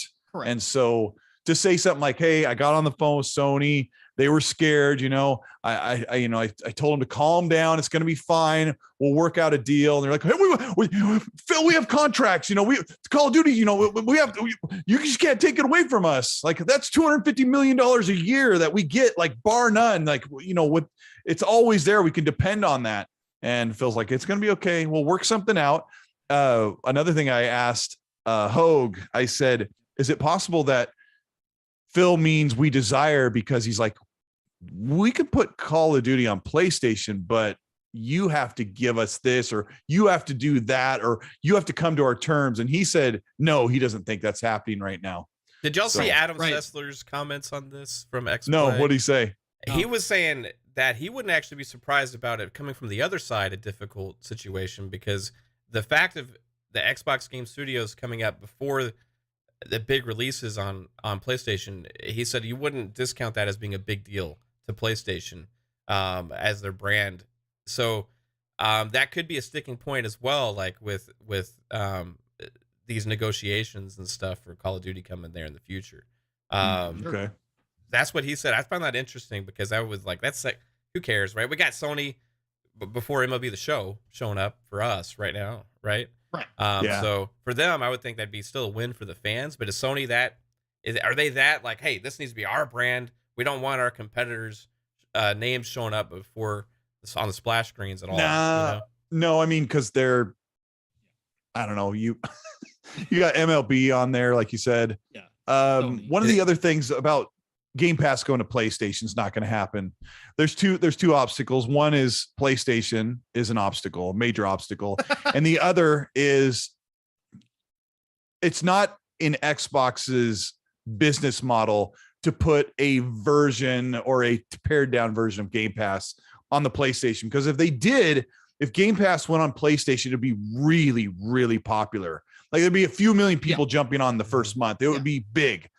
And then your average, normal, everyday majority consumer would go, where's that Forza Horizon game? Like that, right. That's why I got this. And like, oh yeah, sorry, Xbox versions of games aren't on PlayStation, so it doesn't exist on Game Pass. Like, well, so that's not going to happen. And I don't think it's solely on, like Jim Ryan saying, we don't want anything to do with Game Pass. So there's too many hurdles and licensing differences. And they come to think of it, like even something as simple as Forza Horizon, the music in the game or the car models may not even be allowed to be on a PlayStation, because it's not even in the licensing agreement. So that's true. There's way too I don't many even hurdles. think about that. You're right about that. Would it count the same if they just streamed it, though? If it was just through cloud? If they just streamed? Well, even that is weird. That's why they're having such a problem with Apple. Apple's been really Apple's been a pain in the butt, terrible. right? Yeah. So the licensing thing gets really tricky. And we talked to Bill Stillwell that used to run the Back and Pat team, and now he's working with HoloLens, and he worked with those licensing agreements. He's like, they're really, really super complicated, and they could be really convoluted, or it's just, you can't just say, hey, I'll play this game here. Some of them are very specific. Like, we gave you the license to play this multiplat on the Xbox 360, and now you're trying to play it on an Xbox One. They kind of get around that with the emulation. So it does get super complicated. So I know we have that conversation about Game Pass on PlayStation. Have to be a different way these licensing deals go in the future, right? Yes, man. That's what we've been talking about a lot. Like, things are changing the industry so fast right now in the past couple of years that when they start to make new games, like the Forza games get pulled off the store because of licensing. No longer can you make a racing game with licensed cars in it and say, we're going to support the licensing for 3 to 4 years. It's just not going to work. Right. And with Forza Motorsport going to be a 10-year agreement. Right. So they're, you're right. Well, you know exactly where I'm going with this. That they're no longer going to say, how much does it cost to license it for 3 years? Because we're going to get a new console generation. The game won't be playable anyway. Who cares? Right. So it's so different. It's crazy. It's going to be better for all of us. Right. Yeah, exactly. And I'm pretty sure with that licensing comes, they probably are able to get a 10-year agreement on all those car models for the same price they probably paid for 3 years, because the way that this changes, you continue to keep people can buy the game for a long time, that the licensing is probably like, and I'm just making this up, but the licensing people are like, hey, that's cool. 10 years, it's this much. And they agree to it and we get to enjoy it. Exactly. No, this is totally cool, Cole, because you brought up some things that I hadn't even thought about yet. So that's awesome to think about, especially because we're in speculation town. So this is our speculation contracts. They don't matter, but we're just having a fun time talking about them.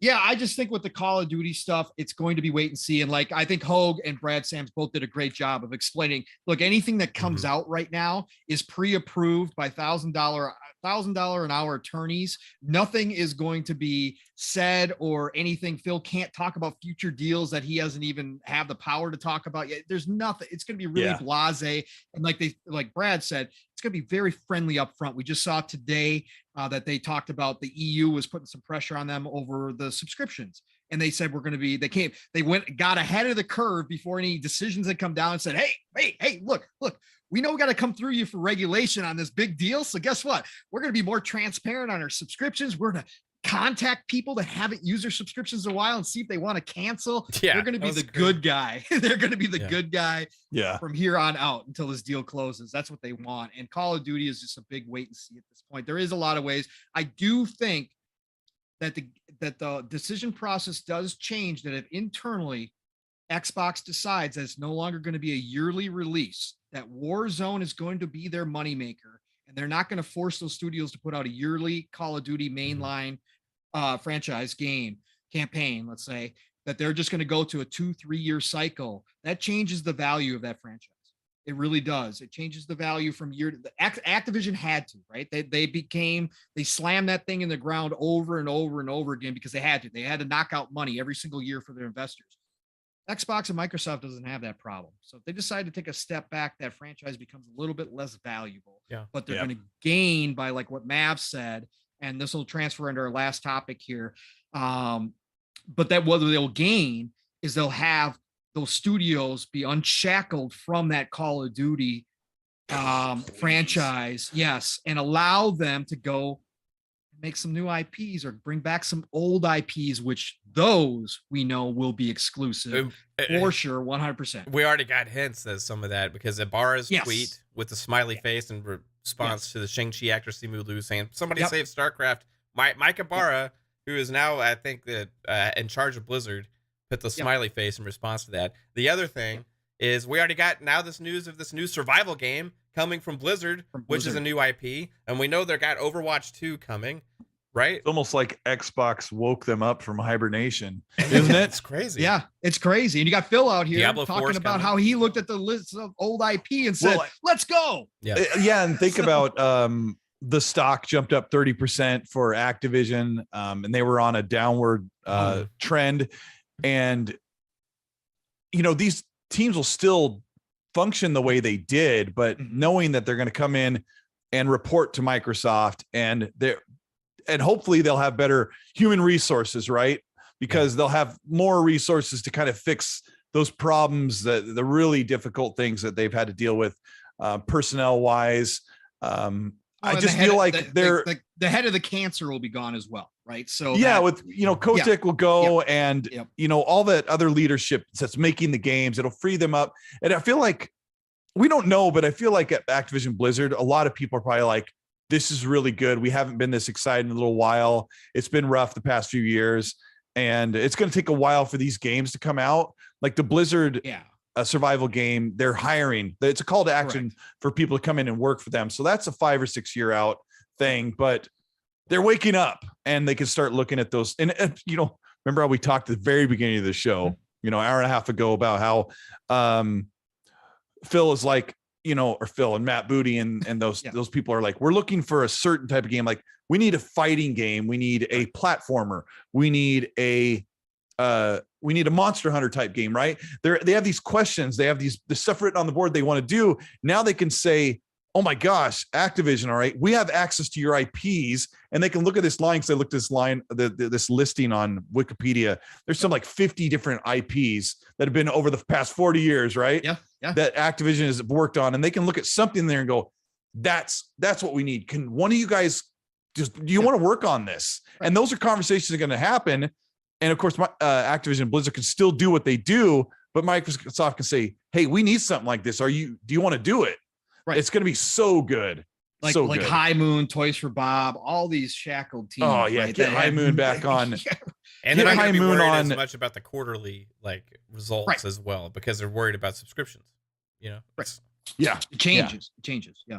But High Moon definitely deserves it. Toys for Bob deserves it. Raven deserves it. There's so many teams that deserve it. Again, since we're almost done, we've got 81 people watching. Yep. Can we get 11 likes and get the like ratio up where the watchers are? If you guys are having fun, if you're having a good time, let's get a few likes in there. I hit like, but if I hit unlike and like again, it's not going to do any good. So it just confused the algorithm. Thanks, Colt. Normally we're on top of that, but obviously having you here, we're just kind of. We got a lot to talk about for sure. We have so much to talk about, but again, going into that, Colt. Now you've had a chance to look at the list, right? Give me a couple, and then Mav. Obviously, I know where you're going, Mav, because I've already heard some of your stuff, but maybe you got some new ones for me too. But out of all of that list of IP, were there any ones that stuck out to you? Did you have any great ideas in Speculation Town? If you were running the ship, Colt, and you could say, hey, we're going to go make this IP with this studio, and you don't even have to make that match if you don't want to. Just anything out of that list that you saw of Activision that you think is going to be exciting or could be exciting to come back and blow up. I've got the white screen on my face right now. I got to go to that list because I looked at it quite a bit when I was working on that video this weekend.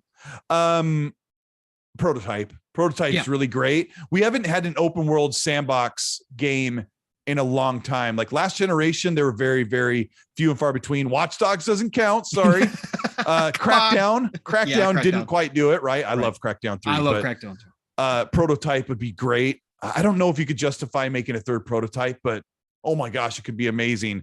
Blur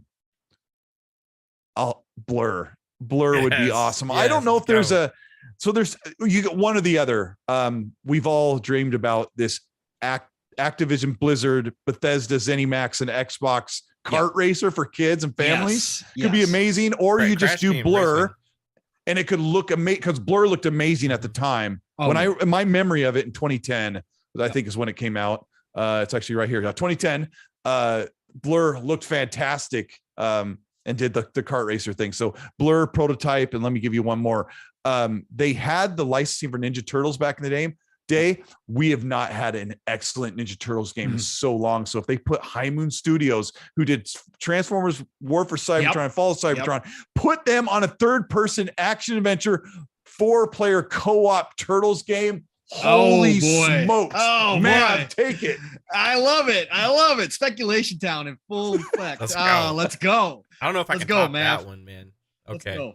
Yeah, speaking of Ninja Turtles, I've been craving like a Arkham style Ninja Turtles game for a long time. I'm back on one of our we had this like dream game scenario on Xbox Ultimate a few months back, and that was like my thing. It's like, let's make a Ninja Turtles game, but Arkham, like dark, gritty, get to the original style. Yes, you're right, from the comics, dark and gritty, like the original movie and all the shows and stuff. Let's go. Okay, now I'm gonna get to a couple. Blur is a great one. You stole one of mine, Colt. So I'm angry at you for that. You did. Okay. Now I'm thinking Gun. Okay. Okay. Because you got this. There's not enough big Western games out there. Big Wild West games out there. I remember I loved Call of Juarez on the 360. Yes. That was such a good game. It was a great game made by Techland, right? I would backwards compatible, by the way. I would love for somebody else besides just Rockstar to make this huge epic Western game right now. I think Activision could handle that, right? So Gun is one of them. And another one I'm going to say is bring back Warcraft as an RTS.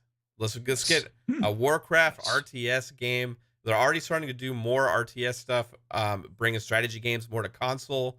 So let's get Warcraft back as an RTS with Warcraft 4 and have it come out on console and PC at the same time, day and date. No more launching on PC first and waiting months later to come out to console, which we may get Age of Empires, hopefully.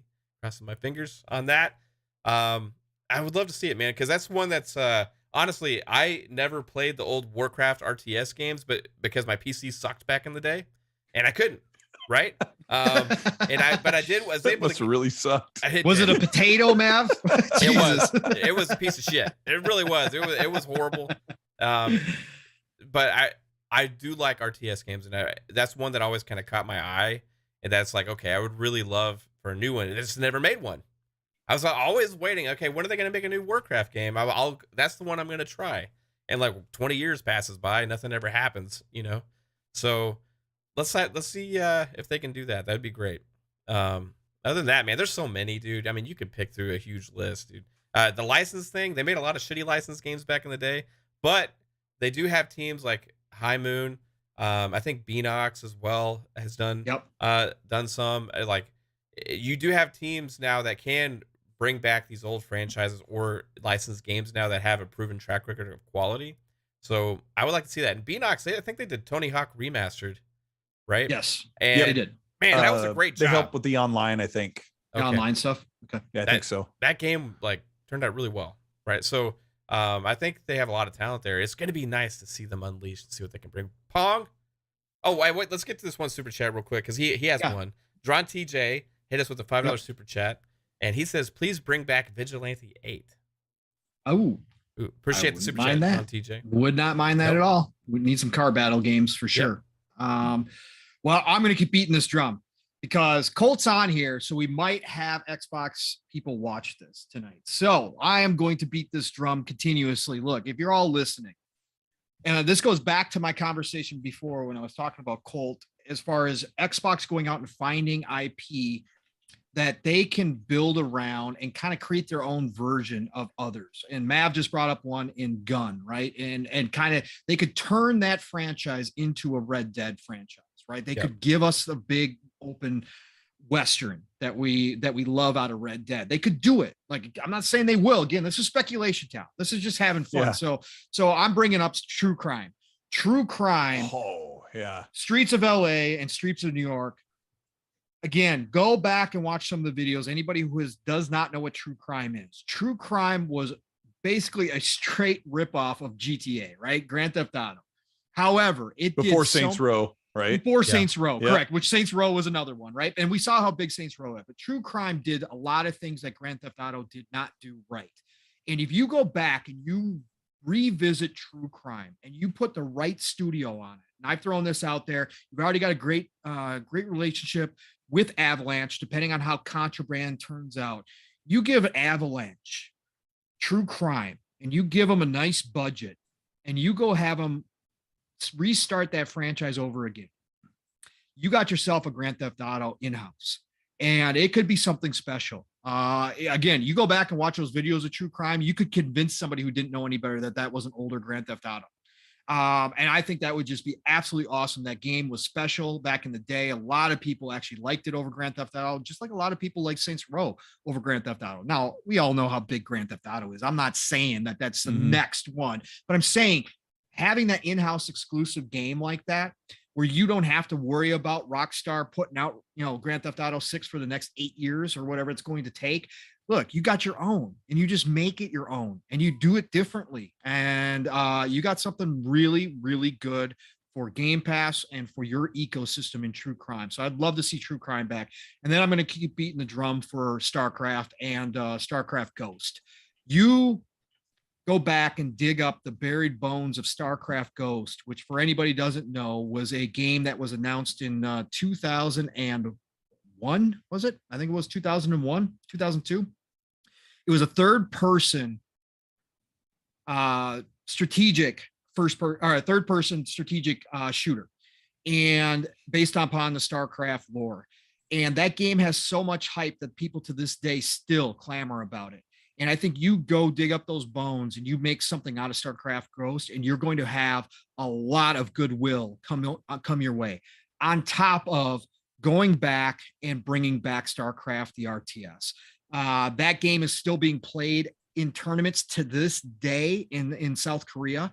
It is big in the Eastern markets. StarCraft is beloved across the entire world. And like Mav brought up with Yabar's little smiley face there, I think that that's already in the back of some people's heads that that's going to happen. And I think that would be gigantic. And of course, me as a console only player, again, I used to have to go to friends' houses and play PC. And that's how I got to experience some of these games like Diablo and StarCraft and those games. But now with Microsoft and Xbox and their initiative, we hear that Age of Empires 4 is getting the Xbox Series treatment and is going to be on console. Something Mav and I have talked about for a long time. RTS may be niche. We all understand that. It's not the biggest genre out there by any stretch of the imagination, but it's been cut off from the console market and not given any love. They tried in the 360 era. There was a ton of RTSs in the 360 era, but they went away from that. I want to see a return to that and to build something different within the console. They now have kind of the blueprint for getting, controller input down instead of keyboard and mouse. There's been, Halo Wars is a perfect example. They did such a fabulous job of converting keyboard and mouse to the console that really they got the blueprint. So now they can take any of these RTSs and kind of move them over. So I'd love to see StarCraft come over. I think you would have a huge market for it, and it would be a big, gigantic W for Xbox as far as the community goes. StarCraft players are across the entire world. A lot of people would love Microsoft for bringing that back. So those are my two big ones. Of course, the Guitar Heroes and all that kind of stuff. Hexen. People do not know what Hexen was. Hexen would be fantastic to go have Raven revisit that. That was basically Doom, but with magic and spells and swords and maces and all that kind of stuff. Medieval Doom is what it was back in the day. Hexen would be amazing. And Phil actually mentioned that, funny enough. So those would be my big ones. But yeah, we're looking forward to a lot here, brothers. There's a lot of good stuff that could come out of this. Now, Candy Crush 2. Candy Crush 2. Let's go. Candy Crush 2. Xbox and Microsoft and Xbox have not been good with their own IP. We've got a lot of dead IP sitting out there, right? But hopefully now with the talent that they're acquiring, that there might be some room for movement here, and they're looking at it. And we know Phil as a gamer is looking at it, right? We know that's the best part about Phil, is that he is really a gamer at heart. He may be damn good at his job as a leader and a CEO and all that kind of stuff, the business side of things, but really his base is a gamer, and he's looking at this stuff and saying, let's go. He's getting excited for some of this old IP. So we really got a shot this time, I think. He actually said that in a Washington Post interview that was in writing. He said, let's go. It's crazy. Hey, let's get this $10 super chat from Wandering Dutch. Thank you so much, Dutch. Appreciate you. Says Colt, Pong, Mav, the trifecta is complete. Have a great show, brothers.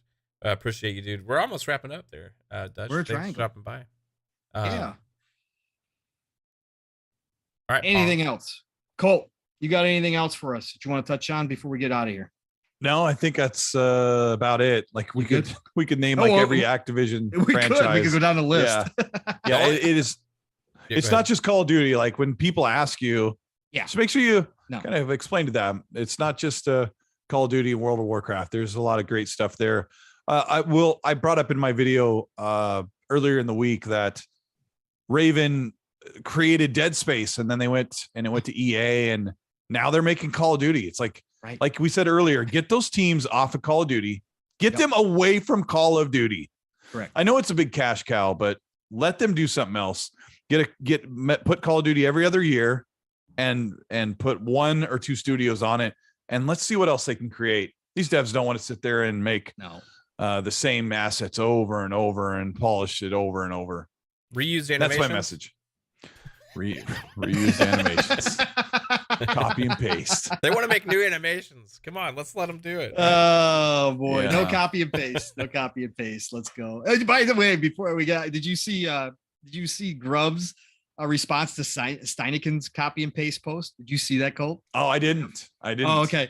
So Steineken had put out that he had put out one of his little pictures, and he had this like cutout with a copy and paste keys, and he was like, something to the effect like, this is my life or something like that, or I got to get used to, what did he say? He said something like, this is my life, or I'm looking forward to this, or something like that. And Grub came underneath him and goes, better get used to it, because you guys are making Call of Duty now.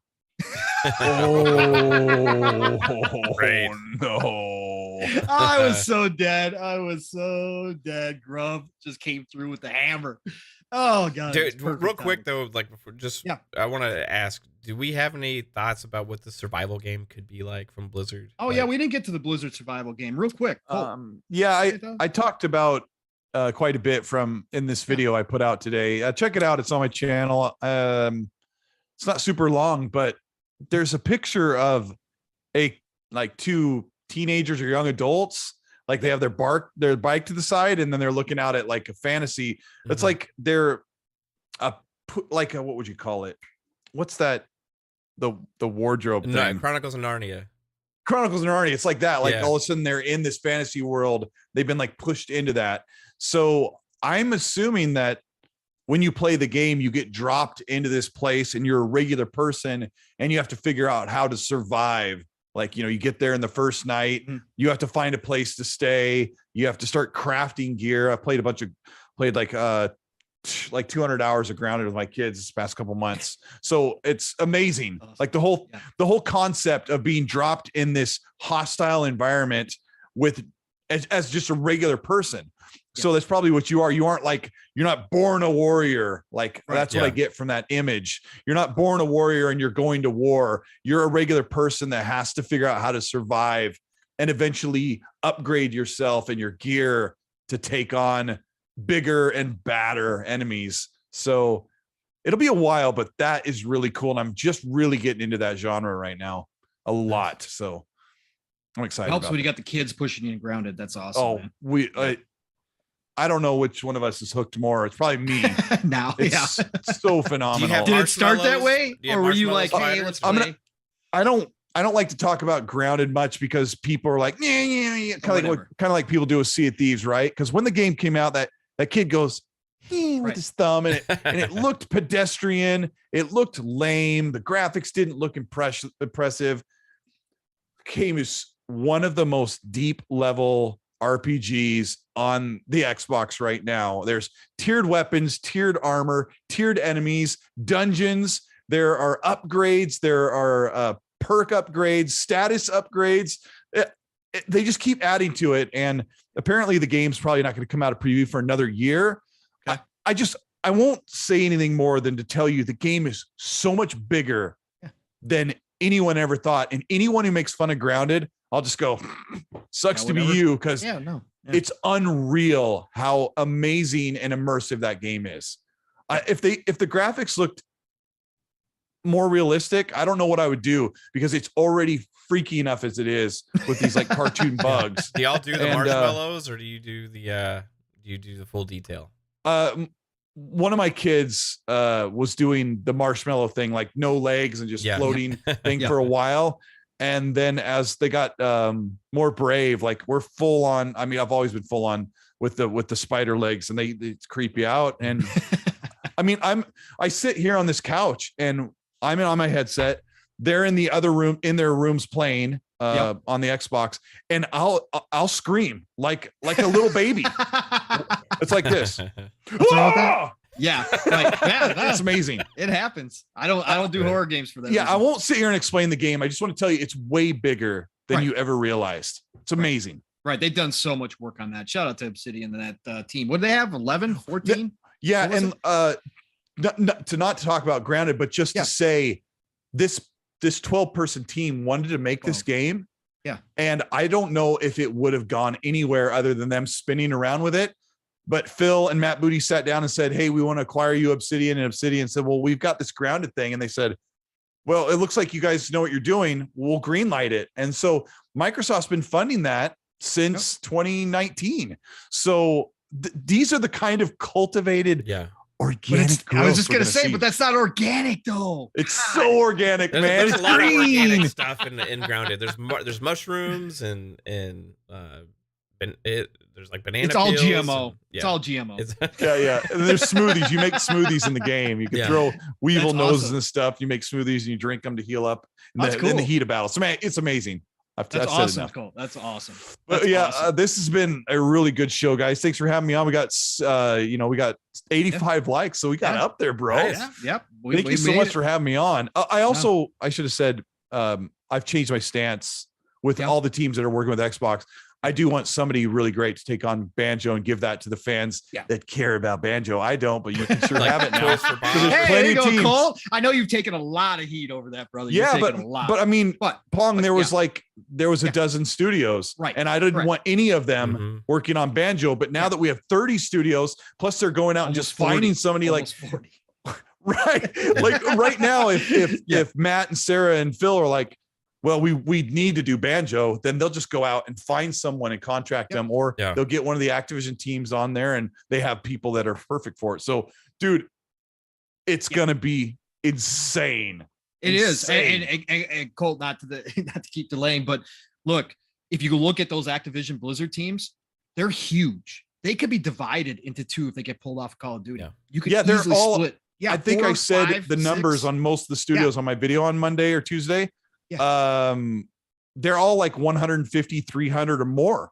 So it's plenty big to make any type of game. Well, Correct. even when we're looking it's gonna be insane. Let's go. You see Let's Blizzard. You see Blizzard there. It's just like one name. Blizzard's 5,000 employees.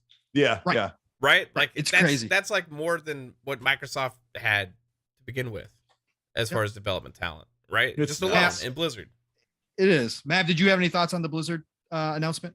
I'm just excited about another new IP again. The variety. That's what it's about, really. I think this is going to be potentially the first big new IP coming out of the Activision Blizzard deal that will be Xbox exclusive as a new IP. But we'll see more.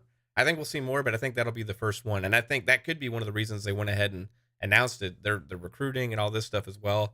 But I think that it said PC and console on the announcement, right? So I think in the future that'll be that'll be a Xbox exclusive and PC. Well, that's also good that they said console, because Blizzard's had so many games, a lot of their games that, well, I guess they've had Diablo on there for a while and Overwatch, but it's just good that they said that they are planning to be on the platforms. And as big as Call of Duty is, Overwatch is massive as well, right? When Overwatch 2 drops, huge. That's going to be freaking insane.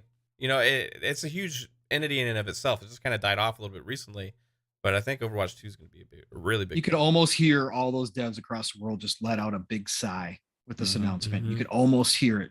It was almost audible. Just a breath. I heard of fresh one of the air. devs go, "This is gonna be insane." Funny, I think I heard that one too. I must have been outside at the same time. I went out to take out the garbage. I heard a dev all the way in California. It's gonna be insane, bro. Oh, that's just Blizzard. That's awesome. Just one guy. He Just opens one up the guy. back door. Exactly. Letting it all out. All these years of frustration in one yell. And then Mike Ibarra's like, "It's gonna be insane." Yeah, Mike Ibarra's like not super animated. He's great. Yeah, though. he's not. I am curious, like when that news dropped, like what the offices of Activision Blizzard's reaction was. Like, from what those teams that are sitting there and High Moon Studio sitting there making a freaking new soldier skin for Call of Duty, right? They're like, "Oh my god, I hate my life," And then this news drops. It's like, "Transformers, here we go!" It's like, yeah, you got one guy who does this all day with animations. Yep. Exactly. Yep. Cracking a bull over and over.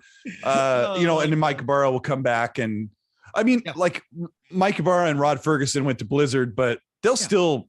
It's not like, "Oh crap, we're going back to where all those people we couldn't stand or whatever." It's not like that. It's not like that, but you know what I mean? Like they're, "Oh my gosh, we have to go back. We just left," but they're going to stay where they're at in California. They're going to work with the same people they've always worked with. They're still going to be team leads. And, Mike Ibarra will still, he'll end up having meetings with Phil and stuff like that. And they probably already had meetings anyway. Probably. So, yeah. You know they Yeah. talked. You know that. Yeah, Come it's on gonna now. be good. It It's is gonna be insane. Your bar comes up with that tattoo. Yeah, but thank you guys so much. No, this thank has you. been awesome. Yeah, It and really the has. chat's great too, of course. Yeah, I'll no, wave to this the is chat. They're over here on my screen. we'll get you out of here, Colt. Hey, look, this has been absolutely fantastic. Like Colt said, Colt, again, pleasure and honor to have you on, sir. Thank you so much for taking the time to drop into our show and do this with us, man. It's, again, I can speak for both Mav and myself. We look up to you, look up to all the guys at RDX. You guys were some of the first people that we saw when we jumped into this community. So Those guys are man, awesome. It's amazing. Bro, that was a you've done tough so much on thing. your own. When I left the show, because like that was my other family thing every Tuesday night. And when I wanted to start my show, I knew if I did 2 nights in a row, I would die. My family might just like get really crazy. And the dealer and I had lots of discussions about it. It was really tough. I was afraid to tell him,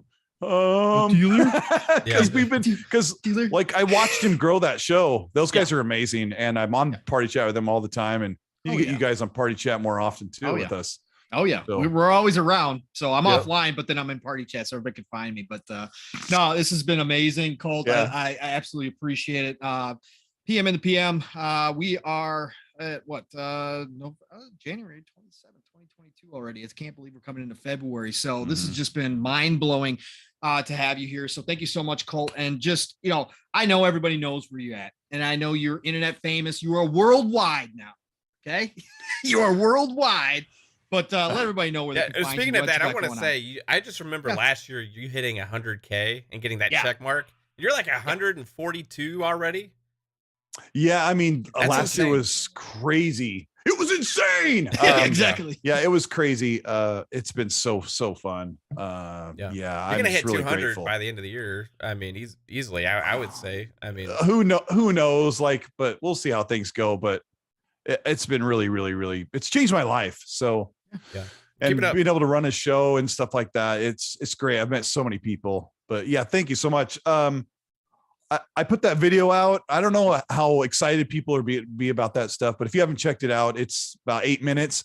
And actually I threw my grounded montage on the end, just as a little bonus, because I kind of want to give a shout out to that team for that game. So yeah, it's only like a 7-minute video. If anybody wants to check it out, it's on my channel, and it's Colt Eastwood everywhere. I'm on Instagram very infrequently, but I'm on Twitter all the time and on YouTube all the time. And thank you guys so much. I appreciate it. So much, Colt. Appreciate it. Mav, where can everybody find you, sir? Yeah. Well, I don't know what Colt's talking about. 2 shows and back to back being a lot. You know what I mean? I was going to say those are rookie numbers, but that's he's earned it. No, to be real though, making the videos is a lot of work. It's so much work. That is a lot harder to do than a podcast, in my personal opinion. Because I've dabbled in both. It's a lot harder, right? So I can't imagine doing those quality of videos on top of this stuff. This one took me 4 hours today, and I thought I cranked it out super fast. Yeah. So that is fast. That's that is fast actually. It was a super quick one because it was talking about 2 games, and then I just tried to piece together. But yeah, it's crazy. But as far as where you can see me and Pong and all the other great people we have on this channel, right here on Fun Speculation on YouTube. Thank you for everybody tuning in the chat. Appreciate you all. Whether you hit the like button, share, subscribe to the channel, or listen, or whatever, just appreciate any and all support that you give. It's never expected, but very much appreciated. But you can check out tomorrow. We will have Xbox Ultimate Podcast at 9 p.m. Eastern Time with the Great 8. We're going to have a big panel and have a blast. We're going to laugh a lot, go left, and have some fun, as we usually do. FSP is on Saturdays. That is at 7 p.m. Eastern, 6 p.m. Eastern. With Gaming Key and Fuzzy Belvedere. We talk about all consoles on there, kind of cover multiple topics, and it's a blast. And then Monday, do tidbits. We just kind of look at the games coming out for the week. And then also Wednesday is Fun Pop with movie, TV shows. Yesterday we talked a lot about those Star Wars games, right? It was a blast. That's with 3 Bits back on the panel full time now. So Psychonauts and then Jasper as well. So appreciate everybody again. And Pong, what about the 18 podcast that Neo GameSpark I saw in the chat said that you're a part of? Where can everybody find you, sir? Neo always has to give me a hard time. Yeah, I'll try to spare Colt the usual record long outro of myself, dude. So you guys know the drill. Pong Soul, Xbox, and Twitter, of course. Follow me. I'll follow you back. Tomorrow night, like Mav just said, I will be obviously on Xbox Ultimate tomorrow night at 9 p.m. Eastern, 8 o'clock Central Time. Saturday morning, I'm not gonna skimp this one. Set those alarms. Gotta come over, check out Living Split Screen with my brother from another Steel Rain and I. We get you up in the morning and get your Saturday off the right way. So please drop on in there. It is 10 a.m. Eastern, 9 o'clock Central Time, live, raw, and uncut, like my brother Steel says. Please come check us out. We're at approaching 500 subs. So we are on mission 1K this year. So please drop in there, see if you like us, subscribe, and come take a look. 3+ hours of Steel and I. So jump in there. Saturday night, the Shop podcast with PTK Blam, and my brother Steel is joining us on the Shop. So that's 8 p.m. Nice. Eastern, 7 o'clock Central Time. PTK Blam's channel. It's just the best way to end your Saturday night. Come check it out. Tuesdays, Xbox Factor Podcast, Double Barrel Gaming, Mr. Boomstick, of course, and the rest of the crew, including Mav when he is available. Please drop on in there. All things Xbox, 12 p.m. Eastern, 11 o'clock Central Time. And then I will be back here next Thursday for PM in the PM, Pong and Mav in the PM, episode 13, coming at you live next week. Otherwise, again, fantastic show. Chat, you are all amazing. You guys have been coming out more and more and more for myself and Mav. We appreciate you. We love you. Thank you for all the support. Spooky, if you're listening to this, brother, it's great that you're back. Can't wait until you can actually start doing your shows again and all that kind of stuff. But it is great. Love you, brother. Glad that you made it out of your situation. And thank you to everyone who gave him a thought or a prayer. Or He's a miracle, man. He is a miracle. Man, it wasn't looking good, man. Let me tell you, he really is a miracle. So shout out to Spooky, but love you all. Thank you all. It's the golden age of gaming. It really, really is. If you don't understand that yet, bro, it's insane. Let's go. It's the golden age of gaming. Play what you love what you play. And we're going to be back talking to you all real soon. Have a great rest of your evening. We're out of here. Thanks, guys. Bye. Thank you.